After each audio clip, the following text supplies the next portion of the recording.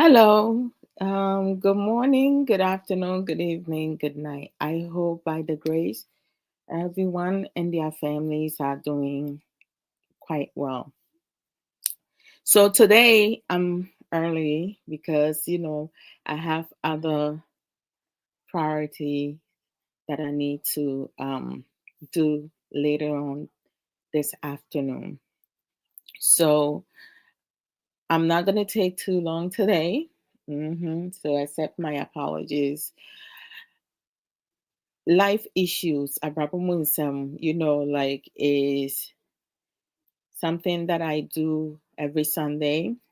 My normal time that I come live is 7:30 Ghana time.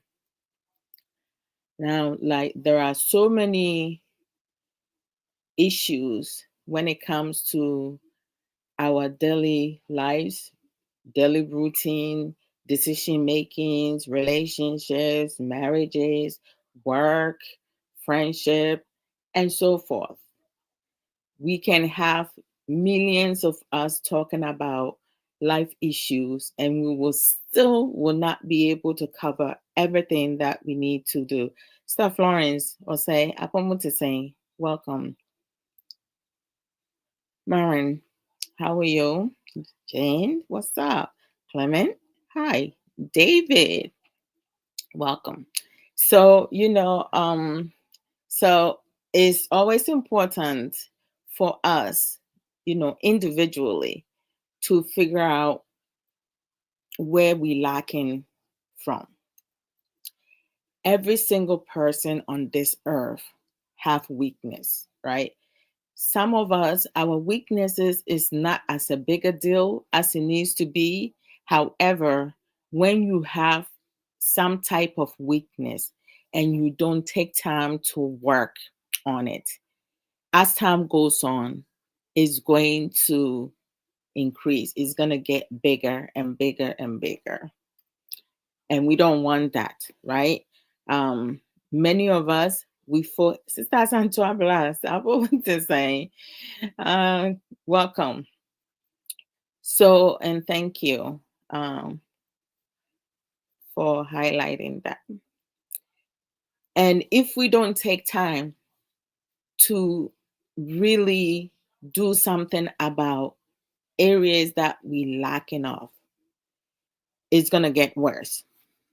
No matter how cute you are, how handsome you are as a man, or as a male, um, how disciplined you are, how beautiful you are, how caring, loving you are as a woman, right? Uh, we thank God that you are blessed, thank God for that. It's very important. And I'm going to also insert self care in today's discussion because some of us, we don't take care of ourselves, but I'll get there. So we need to be able to work on ourselves. Everything we do in life stems on us. I cannot go and blame me for my problems. I can blame Amy for my problems. I cannot blame Sister Santua Blas for my issues, right? We have to be receptive to the things that we do well and the things that we don't do well. What is your weakness? Ask yourself. Do most of you even take some time within the year to truly assess yourself, how you did this year? What are your plans for next year? How are you going to deal with situations that you have been dealing with for years and years? I understand. Growing up, we each come from different backgrounds. So definitely our partners, friends, people who knows us will not understand where we're coming from sometimes when situation comes about, right? At times we want other people to understand where we're coming from, but it's very difficult, especially if you moving with people who lack of knowledge or who lack of emotional intelligence, right? Who lack of critical thinking. We cannot force people to understand us, where we coming from, but we each understand ourselves, because I know me, Adwoa Odo. I know my strength and I know my weakness. In the past, one of my weaknesses used to be anger management, but I am so thankful I did not need any counseling. However, I have been blessed with um, my field of work, with webinars and seminars, trainings that I attended. Some of them were mandatory. Others, I have to register to attend them to figure out some things when it comes to behavior issues, right? And also learning body languages, facial expression, being able to really articulate certain things or anticipate certain things, be ahead of certain situations, knowing when to address certain situations, certain issues, and when not to say nothing. Because a lot of times when you live with people and they have anger management issues, you have to pick your battles. You cannot trigger someone who has anger management issues, because when the person gets upset and you going to um, talk anyhow, raise your voice, yell, banging on stuff, you setting yourself up for failure. What's going to happen? You're going to get that person more agitated, even though it's not your fault that that person is already upset. They upset because they are unhappy about what has happened or something that you may have not done to their liking. So you don't want to trigger someone who already does not have control of their emotions. So it's always important to learn to read people's posture when they tense, right? When their shoulders, slack over or, perk up, their facial expression, words that they're using. Because a lot of people with anger management, in the past, I done it. We don't want to admit to our wrongdoing. Everything that we're feeling, we want to blame it on the other person and make the other person feel like, sorry, or like um take on your issues. Like it's their fault that you upset. Meanwhile, they have nothing to do with that. Take the blame for your own issues, right? A lot of people with anger management issues do not want to go counseling, because if they go counseling or learn any coping skills, better coping skills, because in their mind, them taking steps to do any of that is admitting that they have problems. Many of us have problems, but we don't want to admit it, because if we admit it, that means we were wrong. We don't want to apologize for our wrongdoing and stuff like that. But it shouldn't have to be. If I am in a relationship or if I am a married woman, I should be able to learn to be considerate to myself. I have to validate my feelings, and I also have to validate my husband's feeling, my your boyfriend or your husband's feelings, your girlfriend's and wife's feelings. Being in a relationship and being married consists of two people. Two. It's not just about you. It's about you and your partner. We have to acknowledge that, right? Last year, I did a video, maybe 5 minutes or less than 5 minutes video, and I talk about marriage, how it takes two people to tango. One person cannot be on the dancer floor and tango. I mean, you can dance and stuff, but when you tango, you need two things to connect, right? To tango. So a lot of times, most Ghanaian people, both genders, not just one, feels and think because we have been trained and raised for women to multitask, for women to take care of their men, right?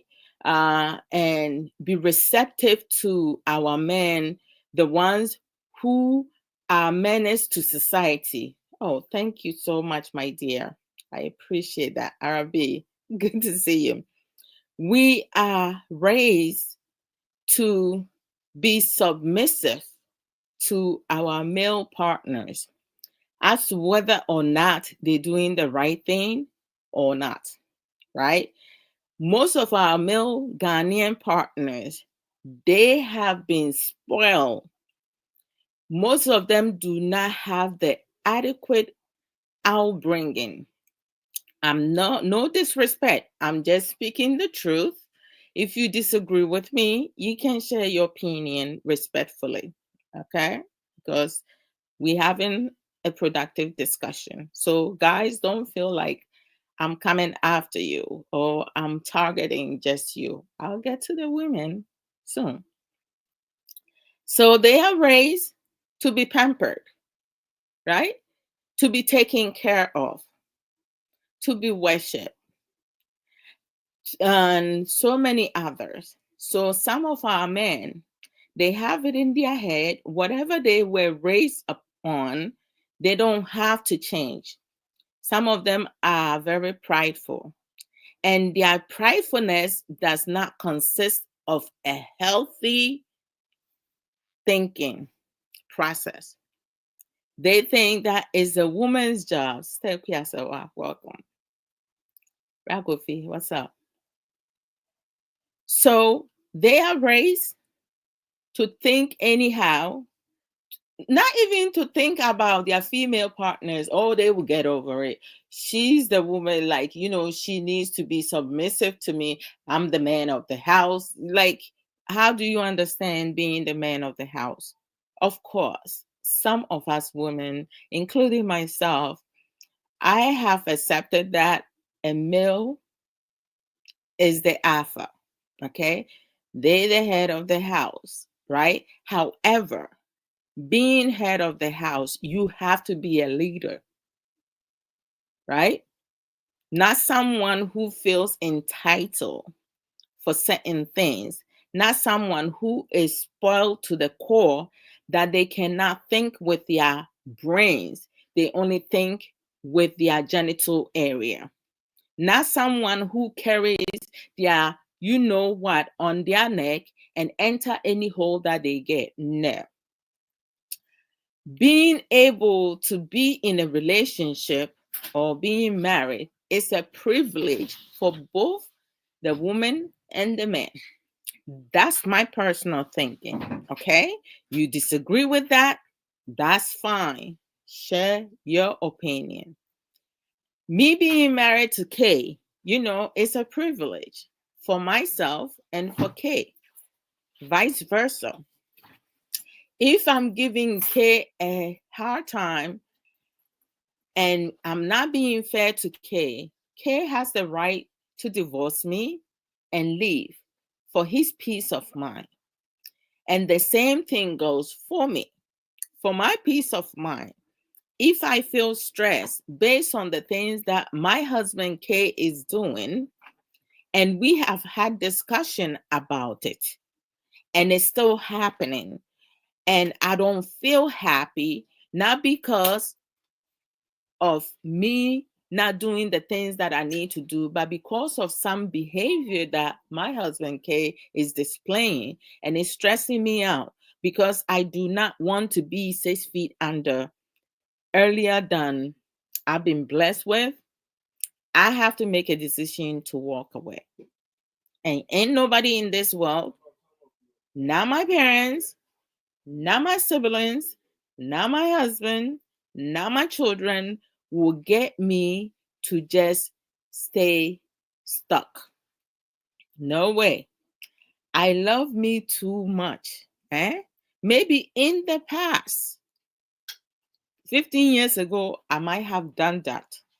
But now, hell to the no. Heck no. It's not happening. Right? So we have to be able to figure out, Adwoa, how are you? We have to figure out, what do we want in life? How do we want to be happy? Like, in the beginning, I thought that it was my husband's job to make me happy.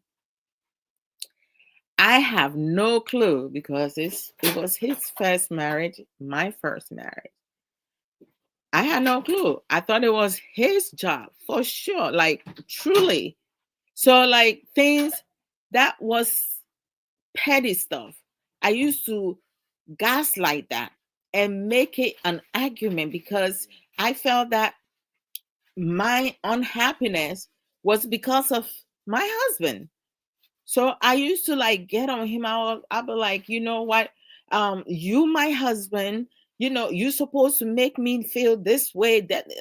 And he's like looking at me, and he would be like, you, my wife, because we were thinking the same around. We were thinking in the same aspect that we each have to do something, take responsibility of one another.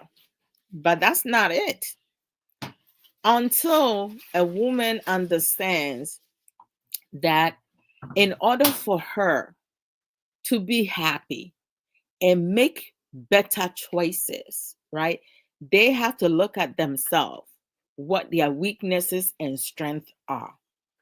If you are someone who's always being directed by others, when you get into a relationship or a marriage, your partner is going to have to be in control of you, and they will take your power away.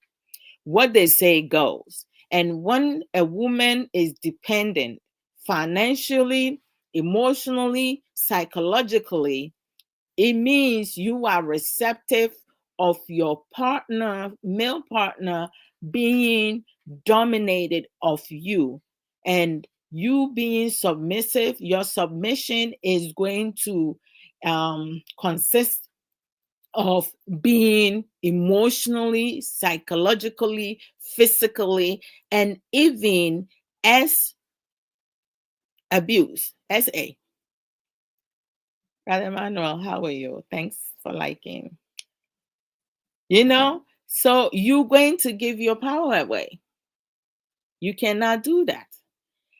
And especially if your confidence, you're lacking of confidence, you are insecure, you happens to be a jealous person, you are doomed, because those will be your weaknesses. Some people be like, I don't have no weaknesses. Yes, when you lack of confidence, when you lacking of security, when you get envious or jealous, right? When you lie, when you are selfish in every way possible, you have a weakness. So how do you change that narrative? You have to learn ways and means to build your confidence. You have to be secure, right? Being in a relationship with a playboy, right? You know in your heart, this person is a playboy. So by all means, being in a relationship with that person You won't be the only person that playboy is going to be with you, because you already have knowledge of that. By you choosing to be with that person, you have to prepare yourself mentally, emotionally, psychologically, that this person is going to stress you one way or the other. Can you handle it emotionally and psychologically without losing yourself in that relationship? If you can, by all means, go for it. Because some people likes to have, the adrenaline of, having to chase after someone. It turns them on. So it's like they don't care, right? But if you are someone who has a good heart, who is caring, loving, and you can handle this type of stress, don't bring yourself in it. As much attractive that you feel towards that person, please do not put yourself in that situation, because you will end up 6 feet under sooner than later. So when it comes to submissive, right, or submission, let's go into the dictionary. According to AI overview, right, submission can refer to the act of submitting something for consideration, yielding to authority, or a state of being submissive, depending on the context, right? And they break it down. Here are more detailed breakdown. As an act, submission can mean the act of giving something, open bracket, like a document, proposal, or work of art, close bracket, to someone for their consideration or decision. So it could be, in terms of looking for a job, going for an interview, or, needing to submit something before the deadline, right? And then we have as a state or condition. It can also describe the state of being submissive or yielding to someone else's authority or control. And that could be, an example when someone goes to prison, or someone is beaten into submission. We can think about that in terms of domestic violence, right? We can replace that in there. And then we have in a legal context, right? Submission can refer to legal documents summarizing an agreement between parties to abide by an arbitrous decision, right? And then we have in combat sports. So, like, it goes on and on and on. Now, let's go into submission in marriages. Submission in marriage, okay, or like relationship whatsoever. According to AI overview, in a marriage context, submission generally refers to a wife's act of honoring and affirming her husband's leadership rather than a passive or uh, subservient role. While husbands are called to love and serve their wives, mirroring Christ's love for the church. Now, it is very ironic how most Ghanaian men will omit the second part of what I said, of the husbands loving and serving their wives. So submission does not only prompt women, because to serve is also submitting to your wives. But most of you do not get that part, or you omit it because you don't want to be responsible for having to mirror what you being asked of your partner to do, right? So if you want your woman to be submissive to you, you also have to do the same thing in your ways to make your woman happy. Hmm. So, in terms of biblical perspective, the concept of submission in marriage is often rooted in biblical teachings, particularly in Ephesians 5:22-33, which emphasizes mutual respect and love between spouses. So that's like Ephesians 22 to 33. It emphasizes mutual respect and love between spouses. Y'all hear it? But most of you do not even pay attention to that. Thank you, sis. Most of you don't pay attention to that. Why is that? Because most of our men, they want to be spoiled. They don't want to take responsibilities of their actions. Most of our men are insecure. Most of our women are insecure. They don't have the confidence. You know, it is so disheartening that some of our men who chooses to be abusive to their female partners, they think by raising their hands on their woman, that woman should be more submit to be in control of their woman, for them to be submissive to them, to respect them. You know, no man or woman who chooses to raise their hands on their partner deserve to be respected. They need to be locked up in jail. Again, that is my personal opinion. Y'all don't need to be respected because love is not pain. Love does not hurt. So if you choose to love your partner, you will love everything about them, including their flaws. But do not enable their flaws. You help them work on them to take accountabilities and do better, right? I mean, when a man or a woman, excuse me, raise their hands on you one time, not two times, not three times, one time, you're going to have to advise yourself. Because if you choose to forgive that person for raising their hands on you one time, they're going to think that it's okay another time. Before you know it, it's going to be on a daily basis. There's no such as accidents when someone raise their hands on you to slap you, to kick you, to slam you, to push you, to shove you, whichever language you understand. Obe pian, obe bo wasum,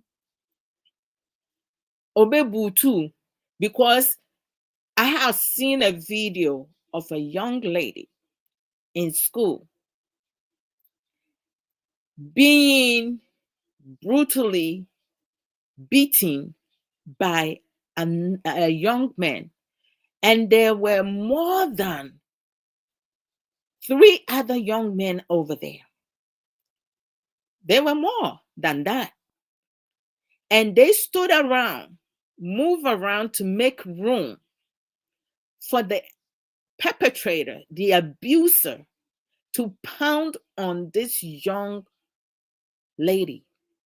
And when that young lady was hit in the head so hard and hit the ground and exposed her undergarment, what happens? Everyone in that room busted out laughing. No one made any type of effort or the initiative to go and help this young woman. No one stepped in to restrain the young man. And this abuser, this barbaric young man, feels proud for knocking a young woman to the ground. It wasn't like it was just the two of them in the room. There were people there, but they chose to not do nothing. What is the world coming to? Because I know myself growing up at that age, there wasn't any instances or situation that I would not press myself or get in there to do something or even run to get an adult. Nobody did such thing. I haven't seen another part of it, what was done, if that young man has been arrested or whatsoever. Now, with this young man displaying this type of habits, what do we think is going to happen when he gets older? He's going to get bolder. He's going to be an abuser. He's going to want to control. And his way of his woman being submissive, trust me, he's going to use his fist because he did not hesitate. None of his punches have any hesitation in it. His intent, you can tell with his body language and what his intention were to harm that young woman because he feels superior. And nobody stopped to help. How is that possible? But I saw it. It happened. Yes. Don't enable them. Help them only if they are willing. Exactly. You know, if you are with a woman or a man, or if you are with whomsoever, and that person does not want any help from you, that's your cue that there is nothing you can do about it. Me, Adwoa Odo, I will choose to walk away.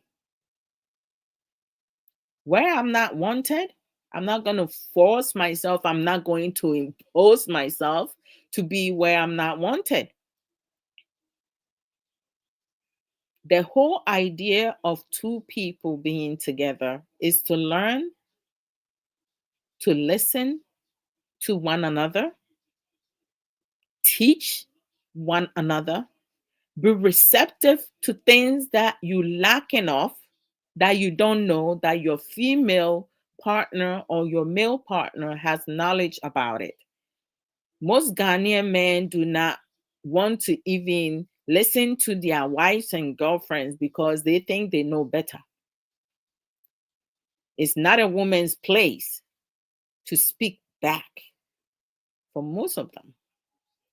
They will listen to their friends who have nothing better, friends who have water sitting in their head.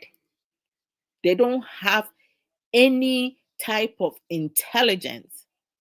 They will listen to foolishness and go and follow through with it rather than listening to a woman with knowledge and wisdom. Some men do not even want to be married to independent women because they feel like independent, they too much. They know too much. They are men of the house. They're supposed to be superior. You keep thinking like that, you always going to be behind climbing up. You want your women to push you up high, you're going to have to acquire knowledge to know what steps to take, who to be receptive to, and who to reject. Yes, our culture practiced polygamy. So your father was a polygamist. Are you? Some people will use Solomon. Are you Solomon? No. Most of you cannot even afford to be married to two women, let alone three women. What right do you have to tell your women that, okay, I'm going to be married to you, but you need to be receptive to me having a mistress or a side chick. And whatever money I have acquired, I'm entitled to spend that money on my side chick or my mistress.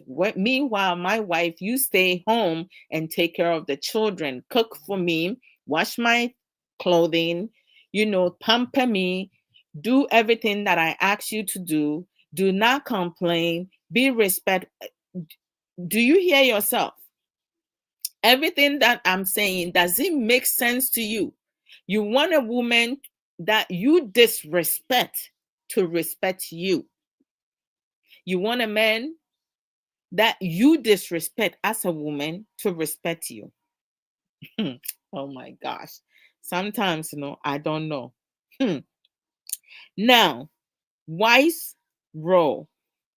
Wives are encouraged to submit to their husbands as to the Lord, meaning they should honor and affirm their husband's leadership, while husbands are called to love their wives as Christ loved the church.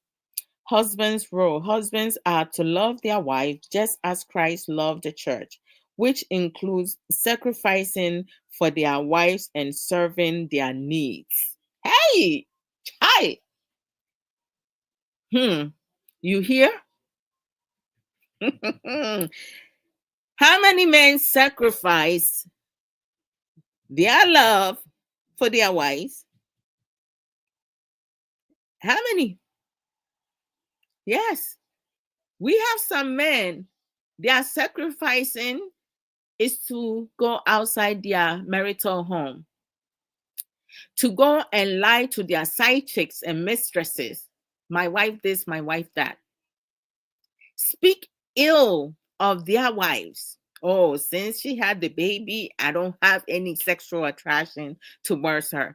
Meanwhile, in the middle of the night, you will see these same men who will go and disrespect their wife to another woman because of tonga, being on their knees, begging for the wife's tonga. How many sacrifice? You talk about all we asking for is respect, for our wives to respect us, for our female partner to respect us. Do y'all respect your female partners?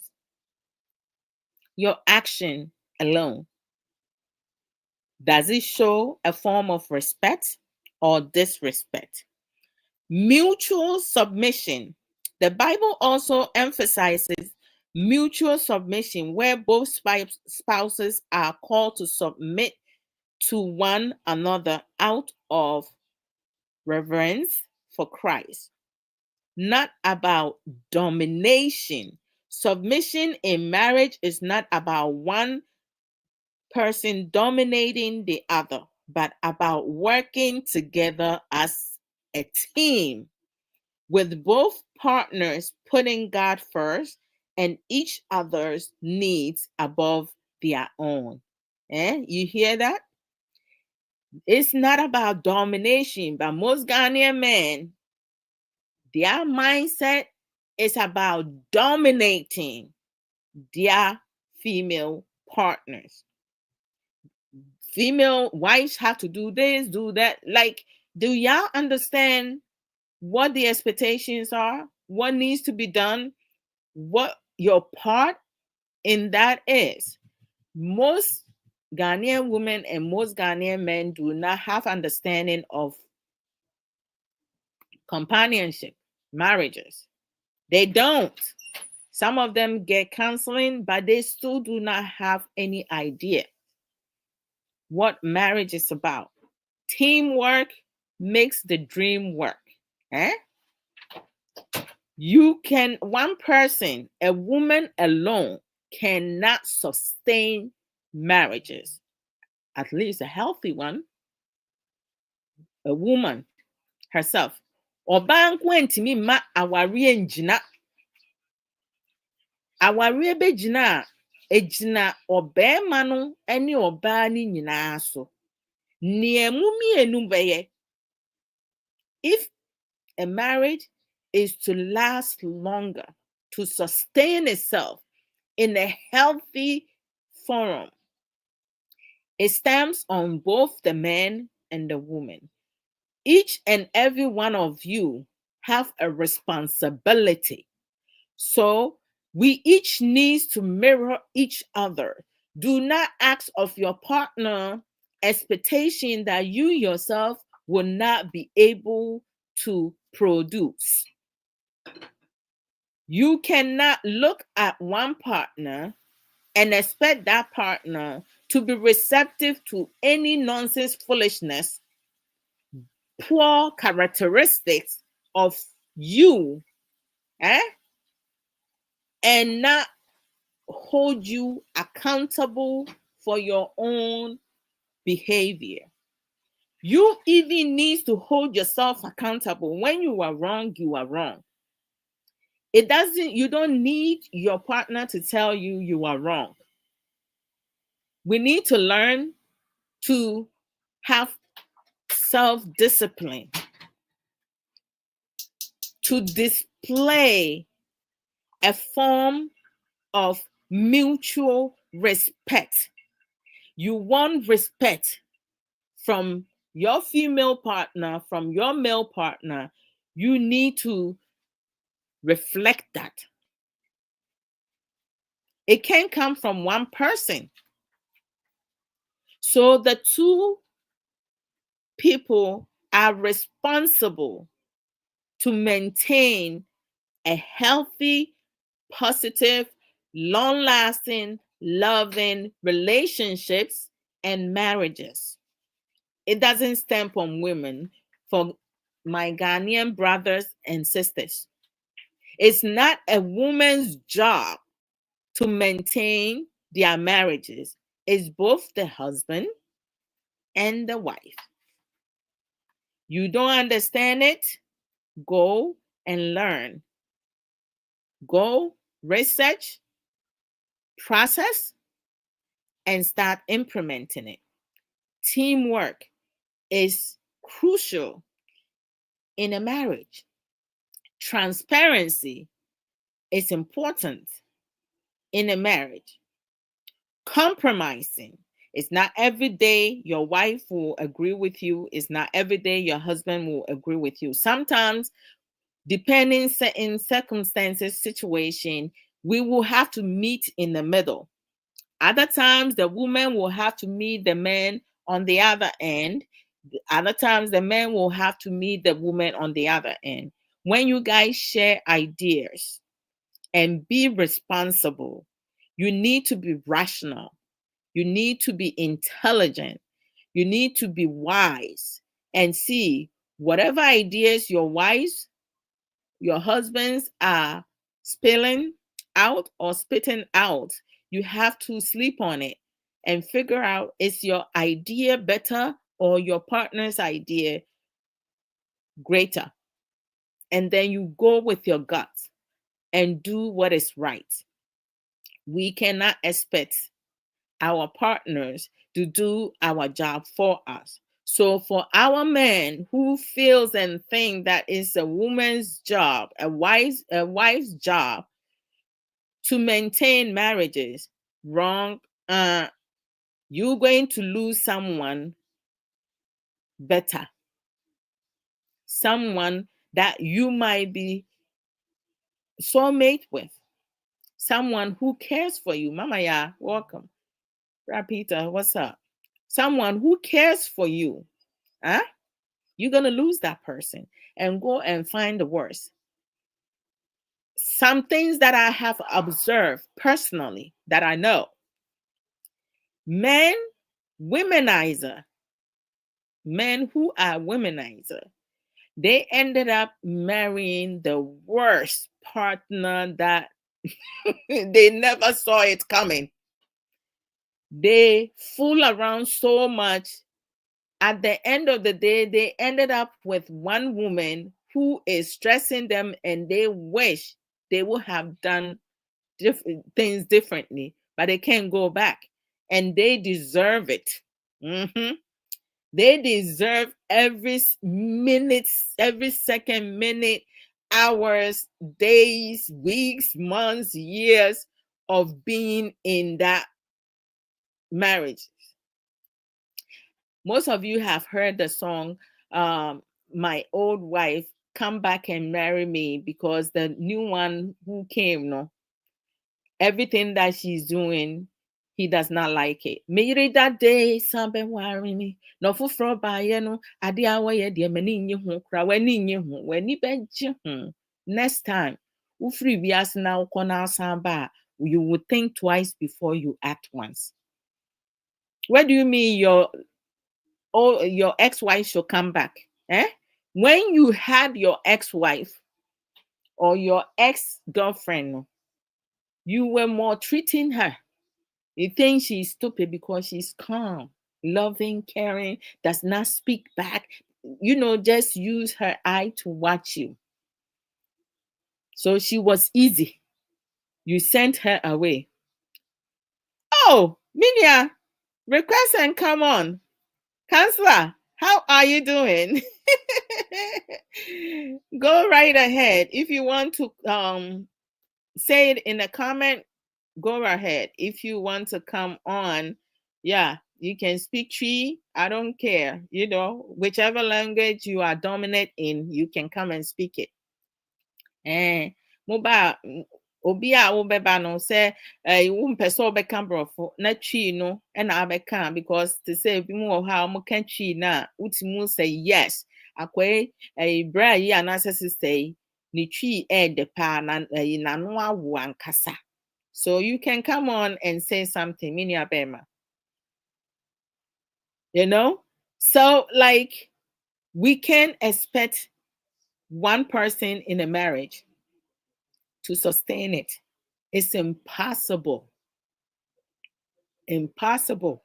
And I'm saying statistically, statistically, it's impossible. But most Ghanaians have this knowledge that is what needs to be done. Oba entimi ma wari enjina, because saa oba na mo pese o ma wari enjina no okasa oni ni kun kasa ni kun tie no ni kun wu no ni kun efa na chi ni kun disregard n'asɛm bi a wɔbɛka wɔnte ɔbaa n'ase ɔfo so ɔbaa no kyɛse yɛatete ne sɛ yɛsɛ ɔno aduane ɔhwɛ nkwalaa osi nneɔma ɔprɛprɛ fie ɔyɛ biribia enti no te sɛ like what do you mean ɛyɛ dɛn na ɔbaa bɛrima mu no wɔkasa a bɛrima ntie obetumi ama aware agyina. Do some people even think far what they're saying? The man does not respect the woman. They don't listen to their wives. They look down on their wife. Yet, some of you feel and think say it's a woman's job to maintain a marriage. What type of reverse? Like, it doesn't make sense. Okay, counselor said, how can you make a woman forget her ex? Mini Abema, like, it depends. I will use myself as an example. For me, when I'm in a relationship, right? So Mabel, how are you doing? References, welcome. TJ host, welcome. When I was in a relationship, like I dated 2 guys prior to meeting my husband, and both of them cheated on me. Around that time, I lack of confidence. So when those 2 relationships, came to an end, I blame myself because I felt that there were some things that I did not do, right? So I thought that the problem was me up until I started building my confidence and I realized that it has nothing to do with me. That was their own doing, because they have poor characteristic. That was them. The relationship came to an end because of their poor characteristic. Whatever thoughts that they have in their head, it has nothing to do with me. Power Rangers Black. Hey, I see. I used to love Power Rangers, in the 90s and early 2000s. Okay. So it was very difficult for me, right? But once I find out that they cheated on me, that was the end of it. And it took me a while for me to get over the breakup, because as I said, um, I was lacking of confidence. I didn't want to go. I was heartbroken not to go back with them, but I was heartbroken because the relationship did not work, right? I was naive around that time of my years, but no more.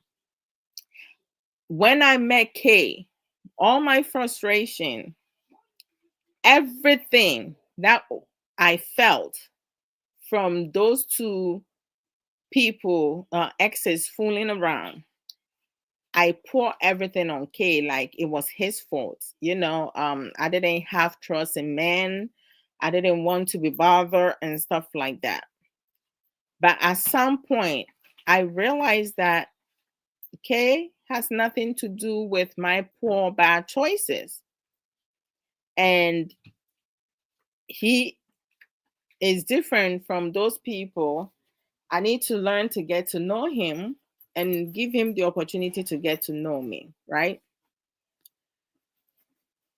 My point is, once I broke off with my exes, there was no reason for me to think about them.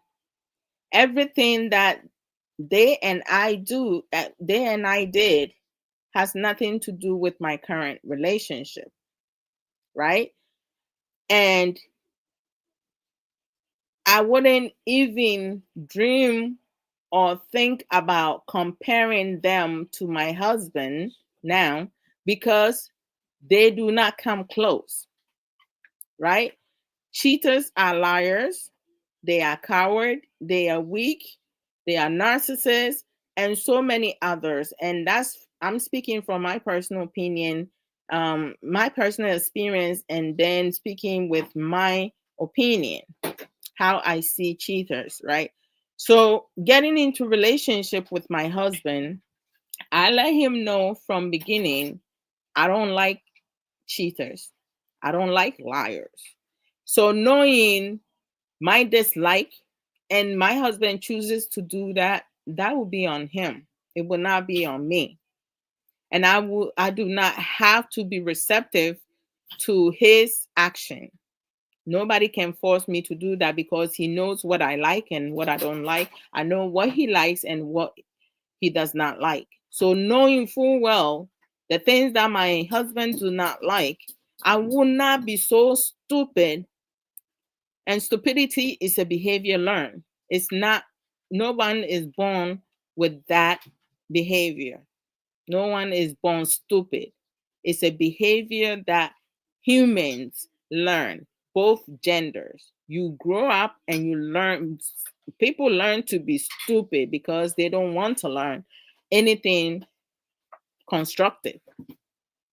So, it's not a man's job to help a woman to forget their ex. It's not a woman's job to help a man forget about their ex.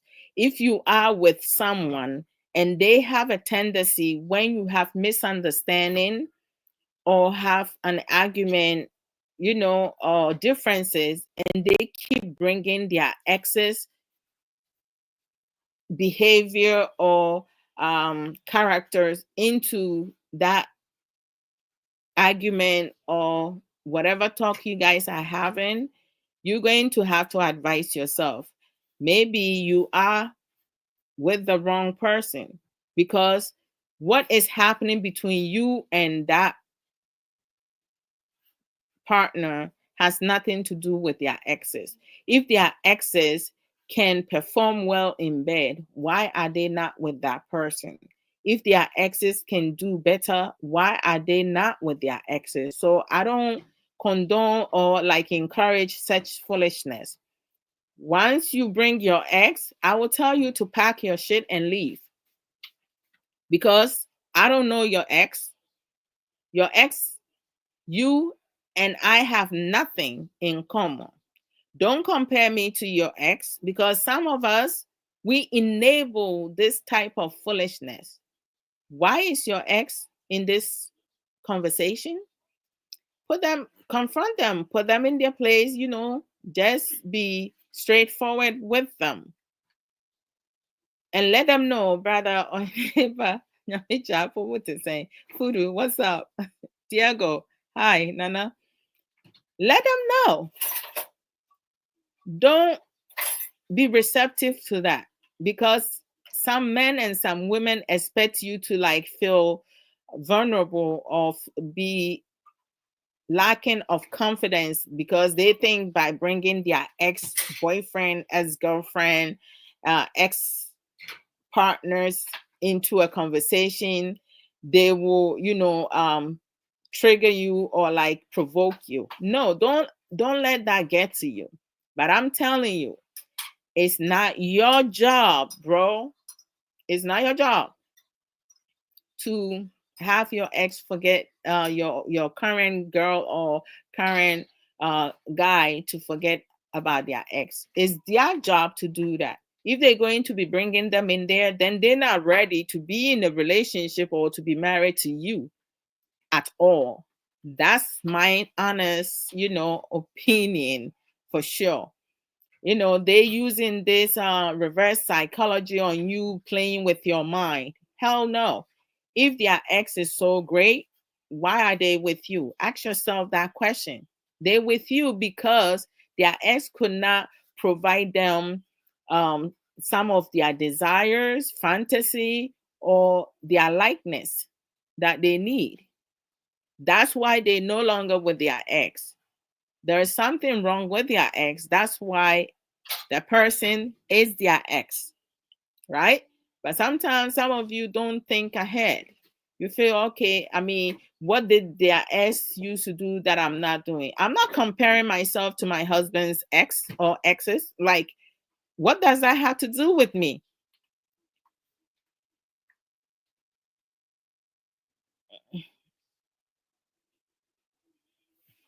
Okay, try again. All right. What does their ex have to do with me? Nothing. Flex, what's up?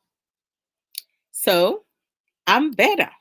You better. That's why they are with you. Thank you, counselor. They are with you because you surpass their ex, but they use them to get to your head, provoke you, or hurt your feelings. Charlie, whatever you and your ex did has nothing to do with me. This relationship does not have room for an ex, for a third person. So if you feel comfortable enough to be talking about your ex in my presence or to use your ex against me, then you're not ready for me. You can choose to take the step, or let's work on this thing that's happening between us. We need to stop the cycle.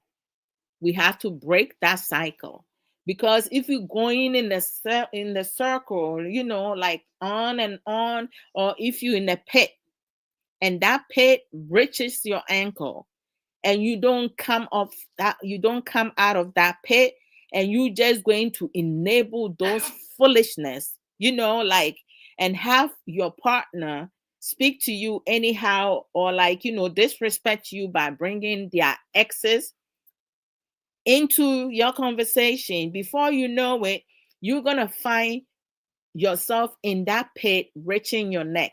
And when it reach your neck, what's going to happen? It's going to be hard for you to get yourself out of that pit. You might need someone to hold you and pull you out, or you might need a rope to climb yourself out. Why make our life so difficult? We shouldn't be making our lives difficult. We don't owe nobody nothing. When you love someone, make sure you love yourself. You care for yourself, right? And have the person understand that you're not just, an object for them to play with your emotions. If they love you, they love you. Oh, counselor, thank you so much. I appreciate that. Much love to you. Sister Esther, what's up? Let them know you're not going to be their rebound. If they're not ready for you, they should just leave. A lot of us have been spoiled. A lot of us, listen, we can all be entitled for something, but get it through your own strength, not by someone enabling you. So a lot of times people do things because we allow them to do that. So I'm glad that you understand, counselor. If you have another question, put it up. I will answer it. I will answer it to my best ability. And so why worry? What trimpra? That's all ba bema. Debia to say bia kasa kasa ba misunderstand to say what can be in a yo ya and not just say ama kasa kasa ba. And I say be and to esi.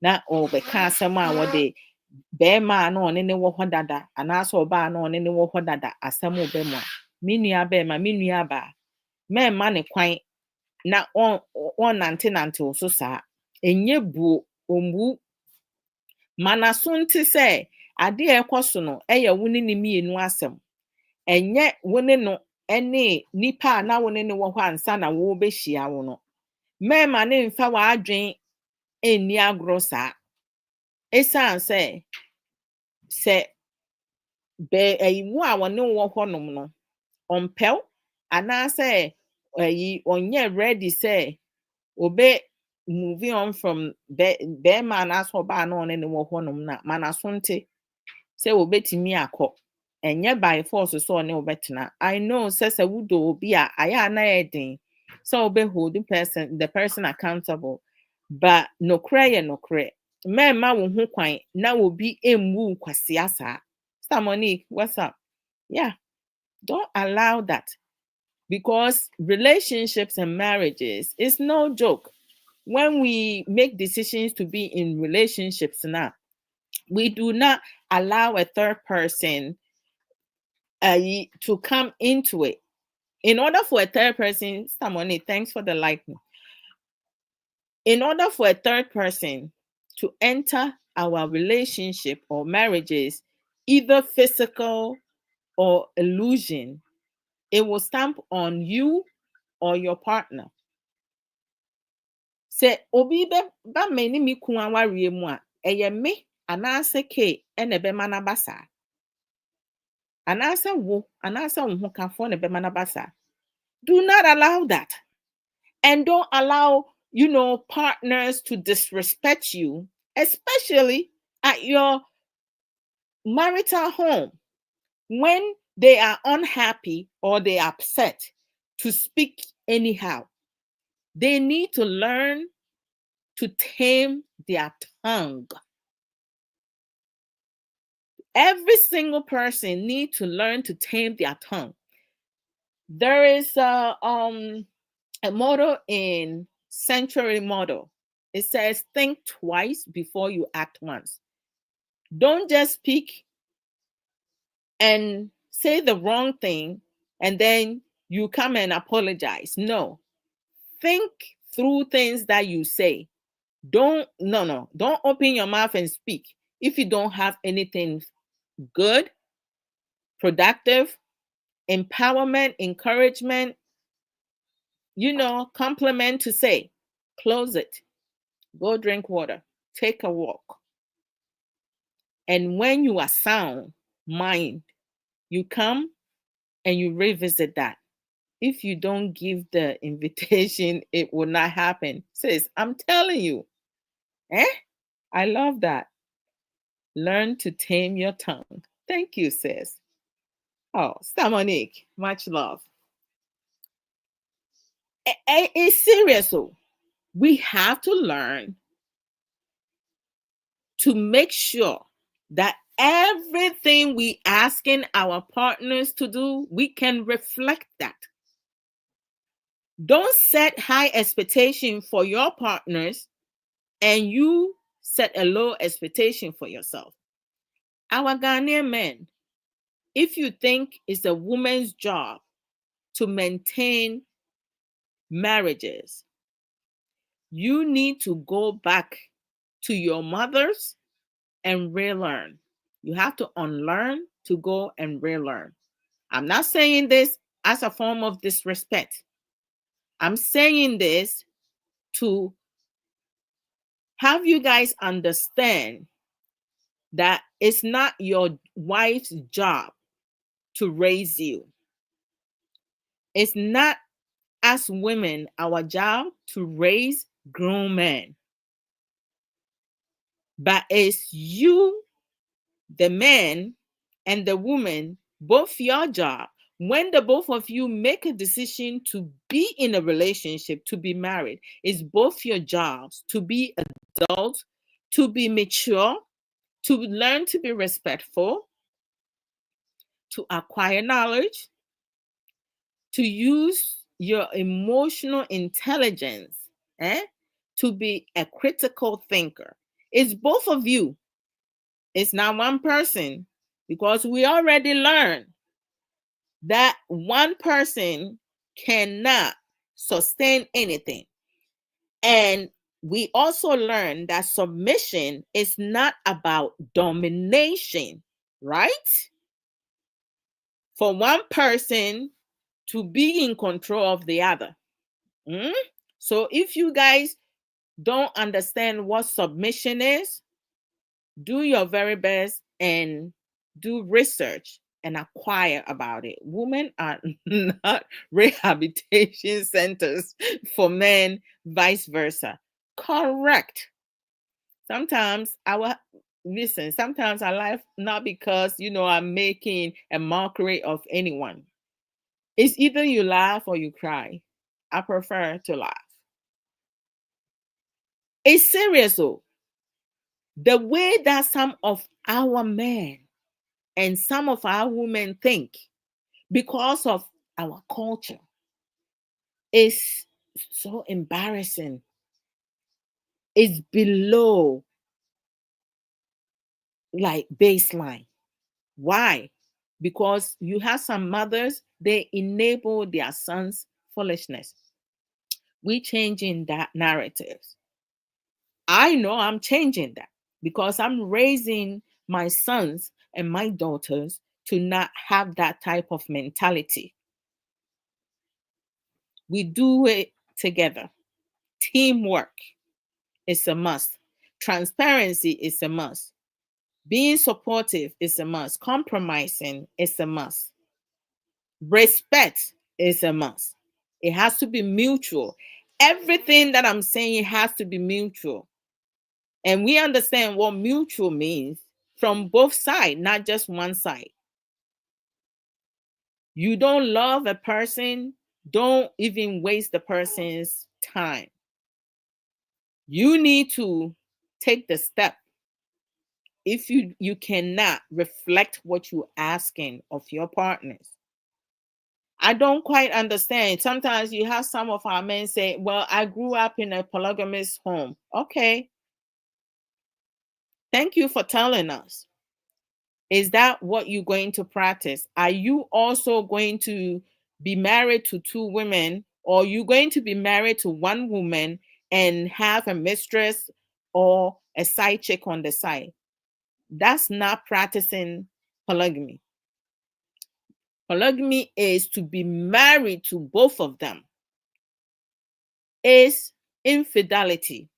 When you are married to one person and you have a side chick or a mistress on the side, we call it man whore. That's what it is. And most of you are quick to label women, but you don't want to label yourself, our men. You can't handle the emotional trauma, the physical, psychological trauma that you impose in most women.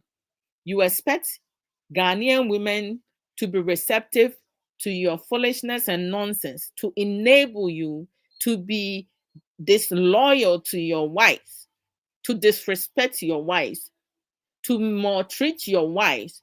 And then you connect that, you inject that to our culture about, and then you connect that with practicing polygamy. Polygamy. What is that? You can't marry to two people, right? Very much. Charlie, teamwork. Sister Moni said teamwork, transparency, respect. Some of the foundation of a healthy relationship. Most definitely. Being loyal, being committed. Huh? Not living in a delusional foundation.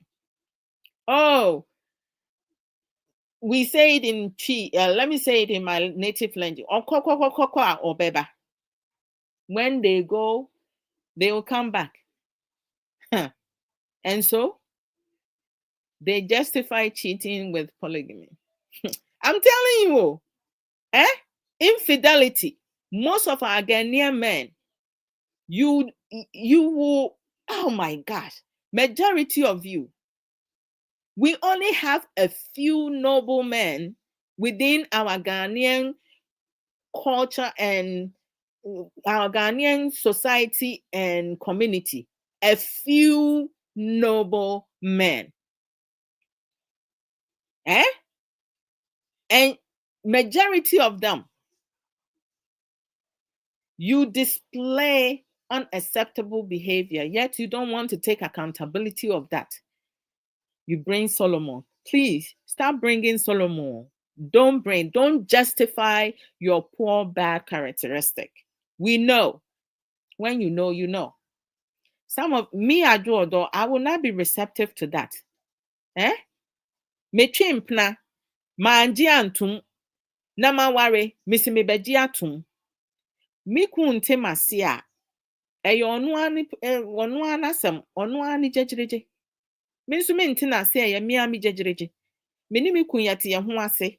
Waka ne ope ne ne ompa akere me. Minsu maka ne me pe ne ne me mpa akere no. Enti eyo de wo beye no will reflect on him. Enye me adwoa. Because me say me mpe bema a wonka nokre.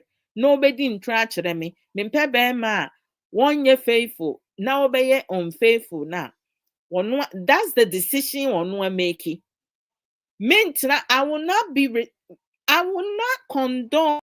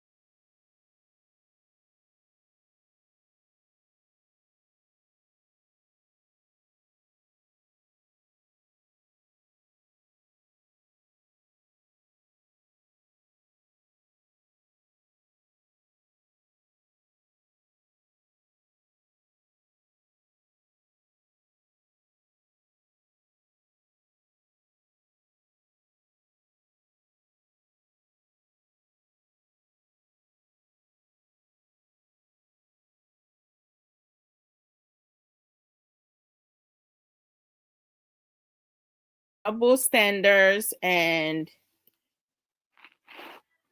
nonsense. Don't condone in that. Thank you, Rami. Rami, help me achieve my goal. You see the bowl over there? Send it to me so I can achieve my goal, okay? So, in regards to the domination, I love that part. So let me read it again. Submission in marriage is not about one person dominating the other, but about working together as a team. Teamwork. You saw that Sister Monique put it down there. With both partners putting God first and each other's need above their own. Not a sign of a weakness. Submission is not a sign of weakness or passivity, but rather a conscious choice to honor and affirm the other person's leadership while still being able to express opinions and ideas respectfully. And your men, those are men who are prideful, right? You don't want to be receptive, you want to be in control. I'm the man of the house. What the heck is that? Respect and love. Submission is rooted in respect and love, and it is about creating a loving, respectful partnership where both the husband and the wife thrives. Somebody said submission is actually a sign of strength. Most definitely. But your man, hey, they see it as something else, submitted under God. Yes. Okay, Sister Monique, let me go back. He said, when a woman has no standards and expectation, a man will treat them anyhow. Most definitely, that's what has been happening. Not submission is not about unconditional agreement. Submission does not mean that a wife must agree with everything her husband says or does, but rather that she should honor and affirm his leadership while still being able to express her own opinions and ideas respectfully. So if a man is fooling, a woman does not have to submit to you. Understand that. Because you fooling, right? Don't be fooling around.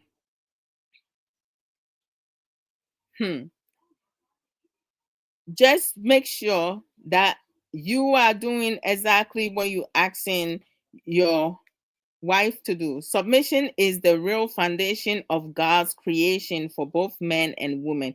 Are you guys tests? You hearing it?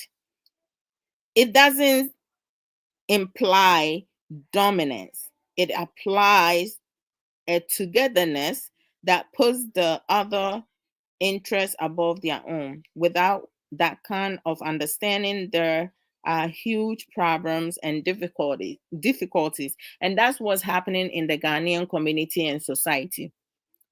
Huge problems, difficulties, because most of our men, when they only hear the word submission, and in their own mind, they have created their own understanding of submission. They think that submission means that when a man says sit, you sit, kneel, you kneel, go, you go, lay, you lay, cook, you cook, sweep, you sweep. Like, no, that's not what it is. You have to do like it's reciprocal. The same thing with respect. Men think that they are the only one who wants respect from their women. Women want respect from their men. And when you are married to a woman and you go out and you lie your way to another woman and you tell that woman your wife is frustrating you, meanwhile, you the one creating the chaos in your marital home. Because you know what? You're not doing your husband duties. And I'm not talking about bedroom performance. Being receptive and being supportive to your wife. Taking care of the children is not a woman's job alone to take care of the children. you also is responsible to raising your child or your children with your female partner. I just don't get it. Sometimes I feel, do's and don'ts. Okay? Do's and don'ts is something that most couples don't even think about it. They just, go with the norm. You go with the norm. What you being taught, right? As a woman, as a Ghanaian woman. Okay. So in marriage, submission should be a mutual, respectful act of prioritizing each other's needs and honoring each other's role, not blind obedience or subservience, and should never involve abuse or disrespect. Charlie. The do's is mutual submission. You guys taste, right? You hear it. Samwate. Enye baakofo. Mumienu nyinaa. Okun ne oyere ni nyinaa.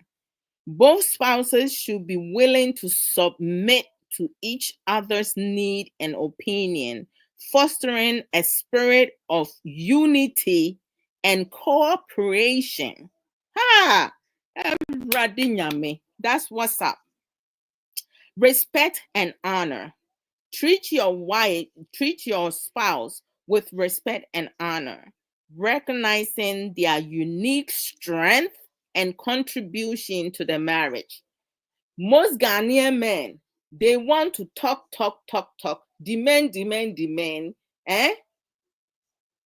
And then most of them don't even listen to their wives' advices because of their pridefulness. I'm the man of the house, and you hear.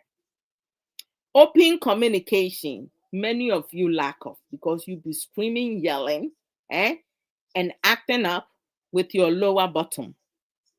Communicate openly and honestly, expressing your thoughts and feelings and actively listening to your spouse's perspective.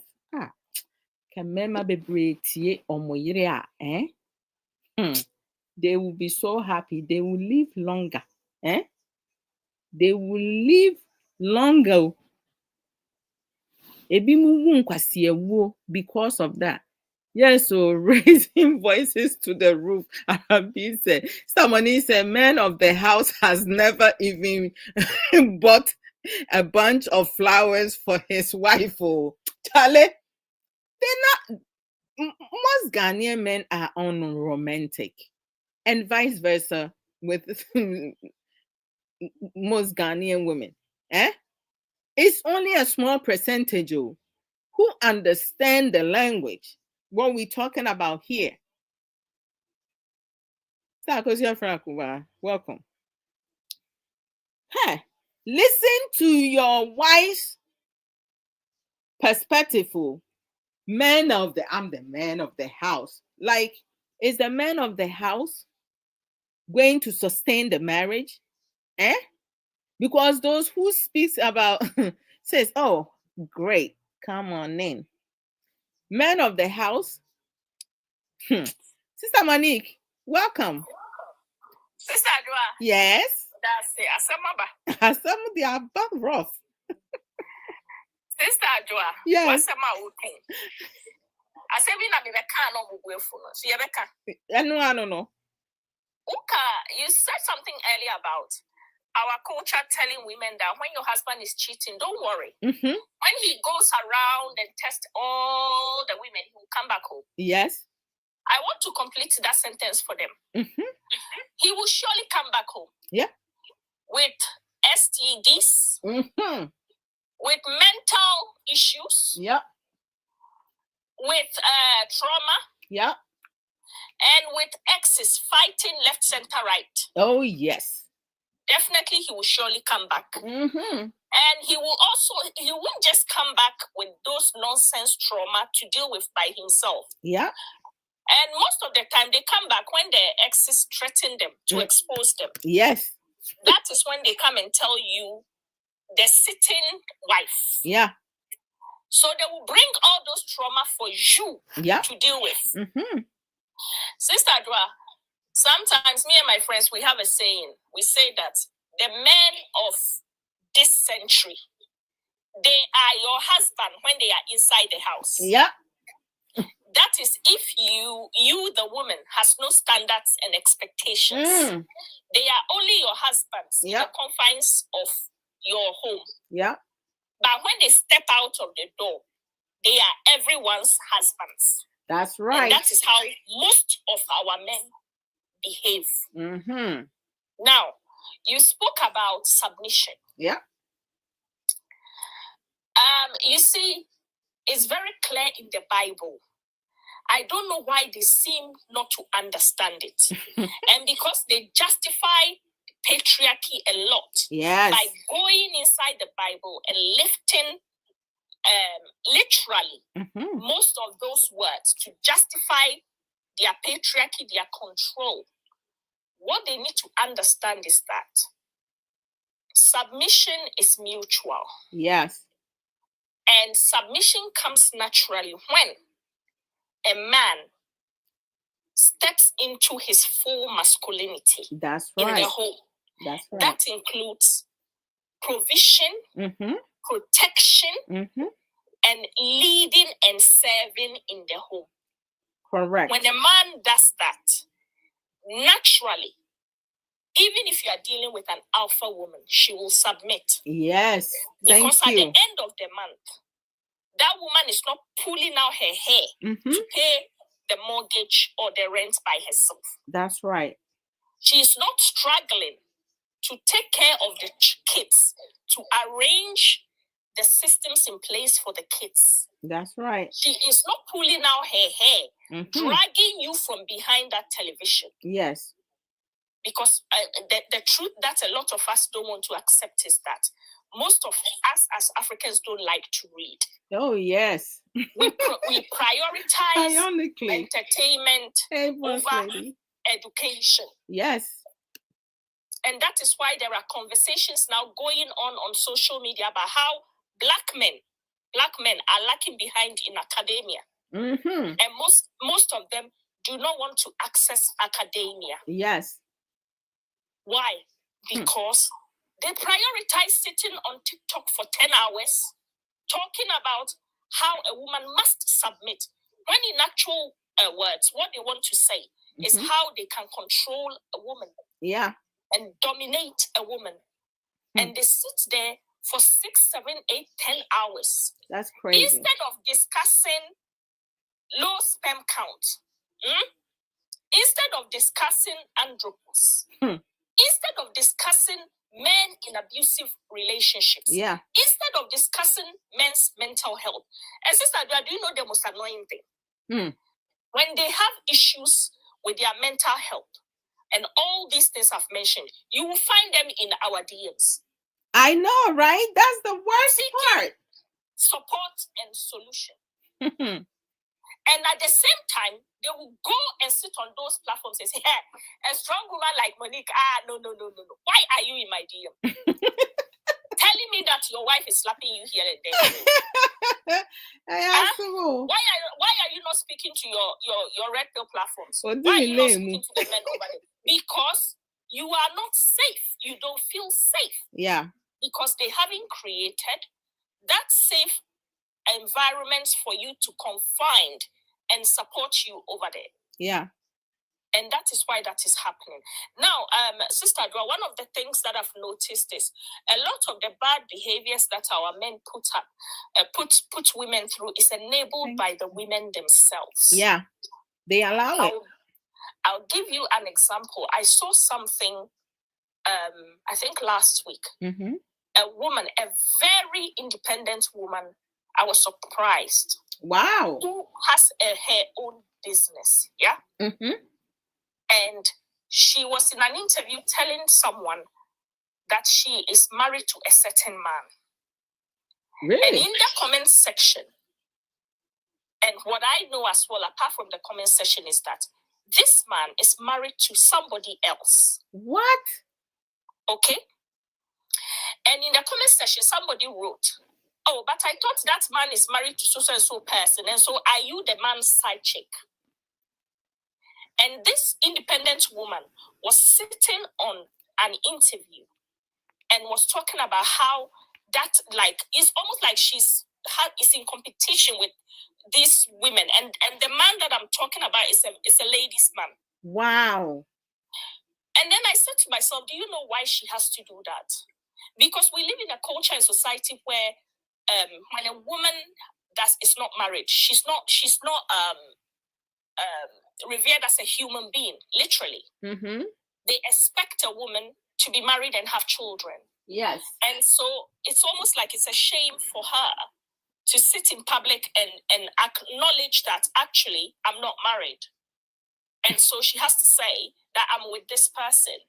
And that, that's because they kept asking her, are you married to the person? And she couldn't actually answer the question. Wow. And I know the person is married to someone else. Oh, and my God. I know the wife. Oh. And I was almost like, it's so sad.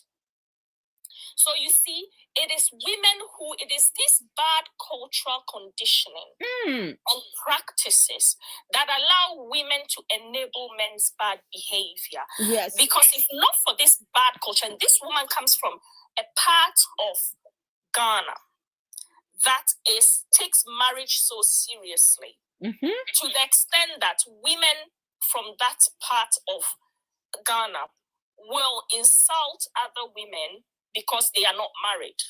That's crazy. Yeah. So I totally understood where she was coming from. And you see, this kind of enabling, that man is not your husband. Yes. And so nothing stops you from owning it that I'm actually single. But because of the society and because of the shame that conditioning attaches to women in that particular part of Ghana, she has to tag herself with a man. And that is enabling, because in that man's head, he's going to go around thinking, oh, I've got this woman always going to be there. When in actual fact, you need to be free of this so that if that's what you want, you can date other men and choose which one you want. That's right. So you see, the culture doesn't help. The conditioning doesn't help. And I've said it so many times, and when you say it, you get women who come, marriage is an achievement. No, it's not. How is that an achievement? I don't get it. I have heard people debate about this so many times. It's an achievement. Yes, if you marry this man and he doesn't, yes. Oh, Lord it's an Jesus. achievement for you. That's foolish thinking. I've always said that a 2-income family will always be better than a 1-income family. Yes. Yeah, that is the honest truth. That is not an achievement. Yes. There are so many women in our society who see that as an achievement. And one of the questions that I always ask married women is, are you going to be able to survive for a month if your husband's finances are cut off for a month? Wilson. And that is where you realize that most women are married to men because every marriage has an aim and a reason why that marriage exists. That's true. And that is where you realize that most people are living with flatmates and not actually husbands. Yes. Because literally, you need the man to be there so you can pay your bills. That's all. And if the man is not there for a month, you will not be able to survive. Yeah. And so for me, is that a marriage? Is that what you call an achievement? Because you have to actually get to the purpose. What is the purpose of that union? What is the purpose of that partnership? And if that purpose is because you become a 2-income family, which is common sense, when a 2-income family exists, if someone is earning 30,000 and they are married to someone and then now they earn let's say 60 or 70,000, of course, you'll be able to do more with that than a single person who is earning 30,000. Most definitely, yeah. It doesn't mean that that's an achievement. That's you being strategic in your choices. Correct. And you see a lot of them in our community keep conditioning young women to think that it's an achievement. And so young women are doing everything they can to bag a man. And that shouldn't be the aim. No. Young women should be doing everything they can to secure themselves financially. Exactly. Be financially independent, okay? Exactly. And young men should be doing the same thing, because ultimately, marriage is not looking for someone to complete you. Of course. Marriage is looking for someone to complement you. And so you have to come with your bit and their bit onto the table to complement each other. And then together, you champion the partnership. And that's when you go on to build your future together. Most definitely, yes.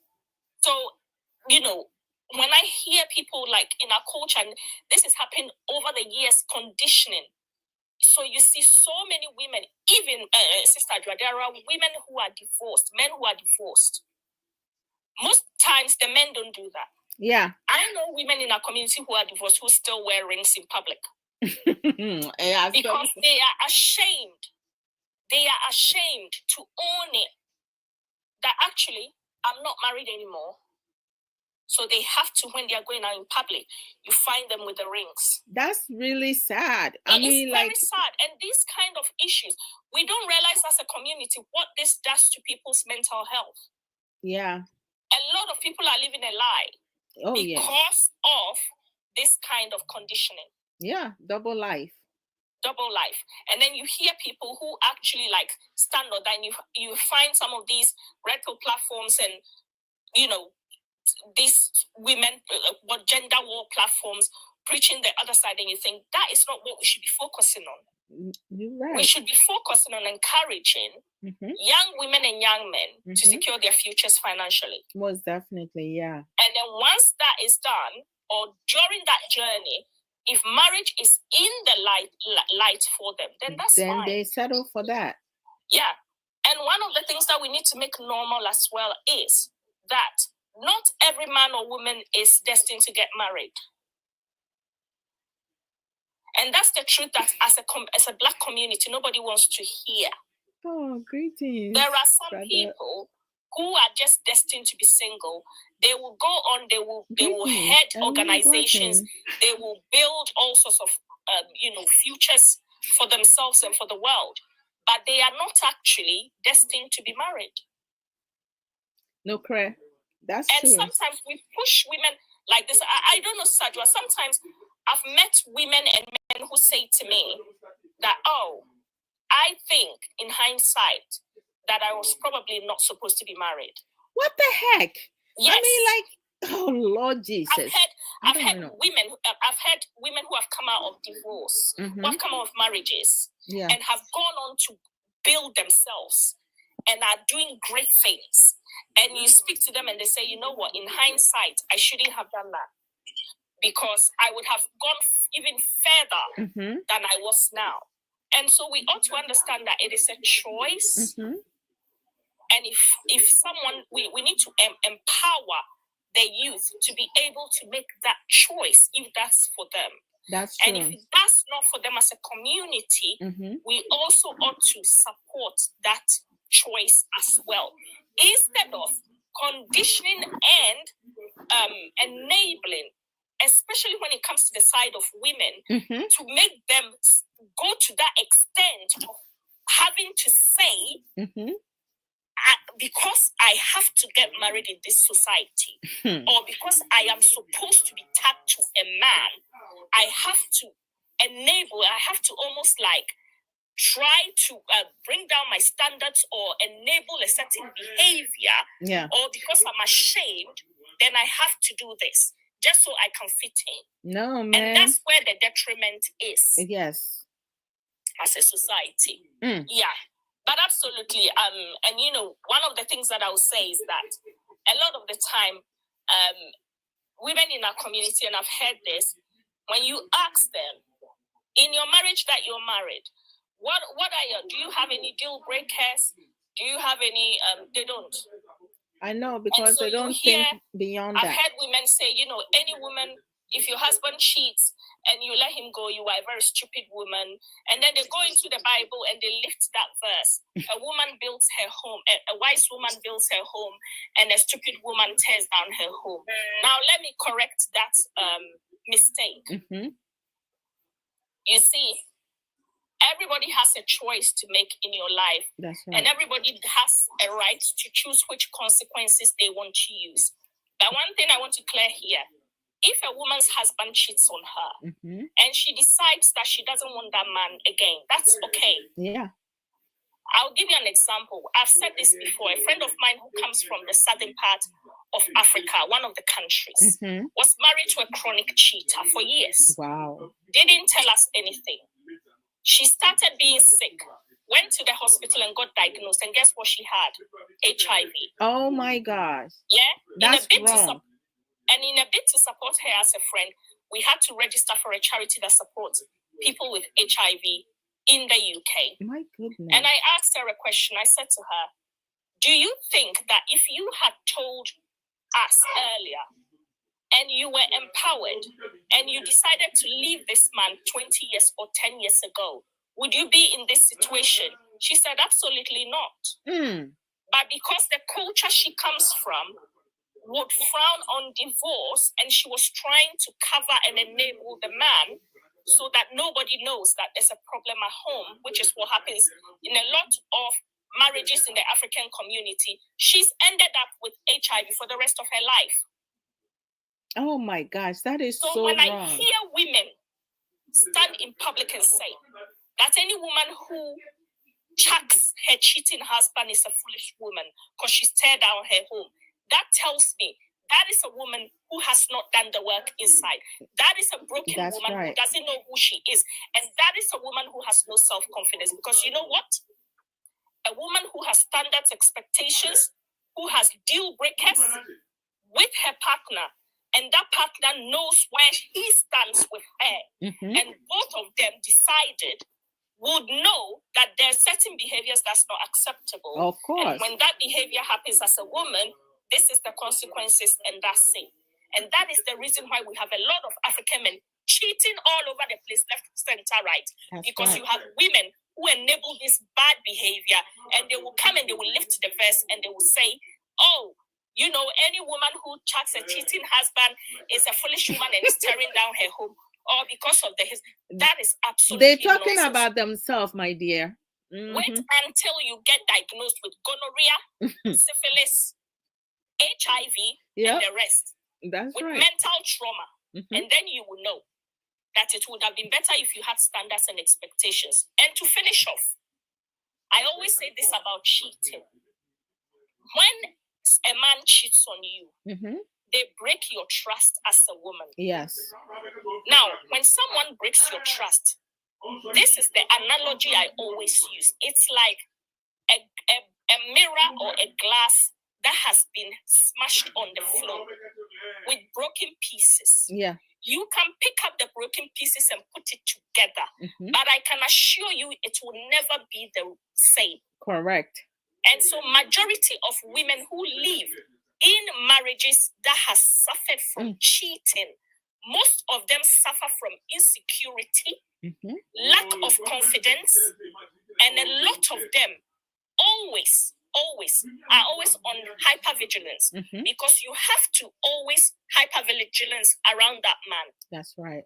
And that, for a woman who is smart enough to say, I don't want that anymore, I think that is her choosing peace. Yes. So thank you, Sister Adwoa. Thank you so much. Yeah. I appreciate your time, sis. As always, with your submission, I love it. My dear, Adley, I hope I'm saying your name right. Hey, Sister Adwoa, it's been a long time. You don't look for me, and I haven't been looking for you. It's here now. No pay me, man. I'm saying, and I feel the hand, Sister Adwoa. Mama, now what to say? Yamian doing the issue. Who you were? Now, was my hand wakwati. You see, for some time, in fact, not me Facebook because last year I'm on me a Oh, sorry. You know, yeah. Say who you dear? Oh yeah, And I mean, if TikTok in so Jauko baby, I won't know where you belong. Okay. You just pass by and.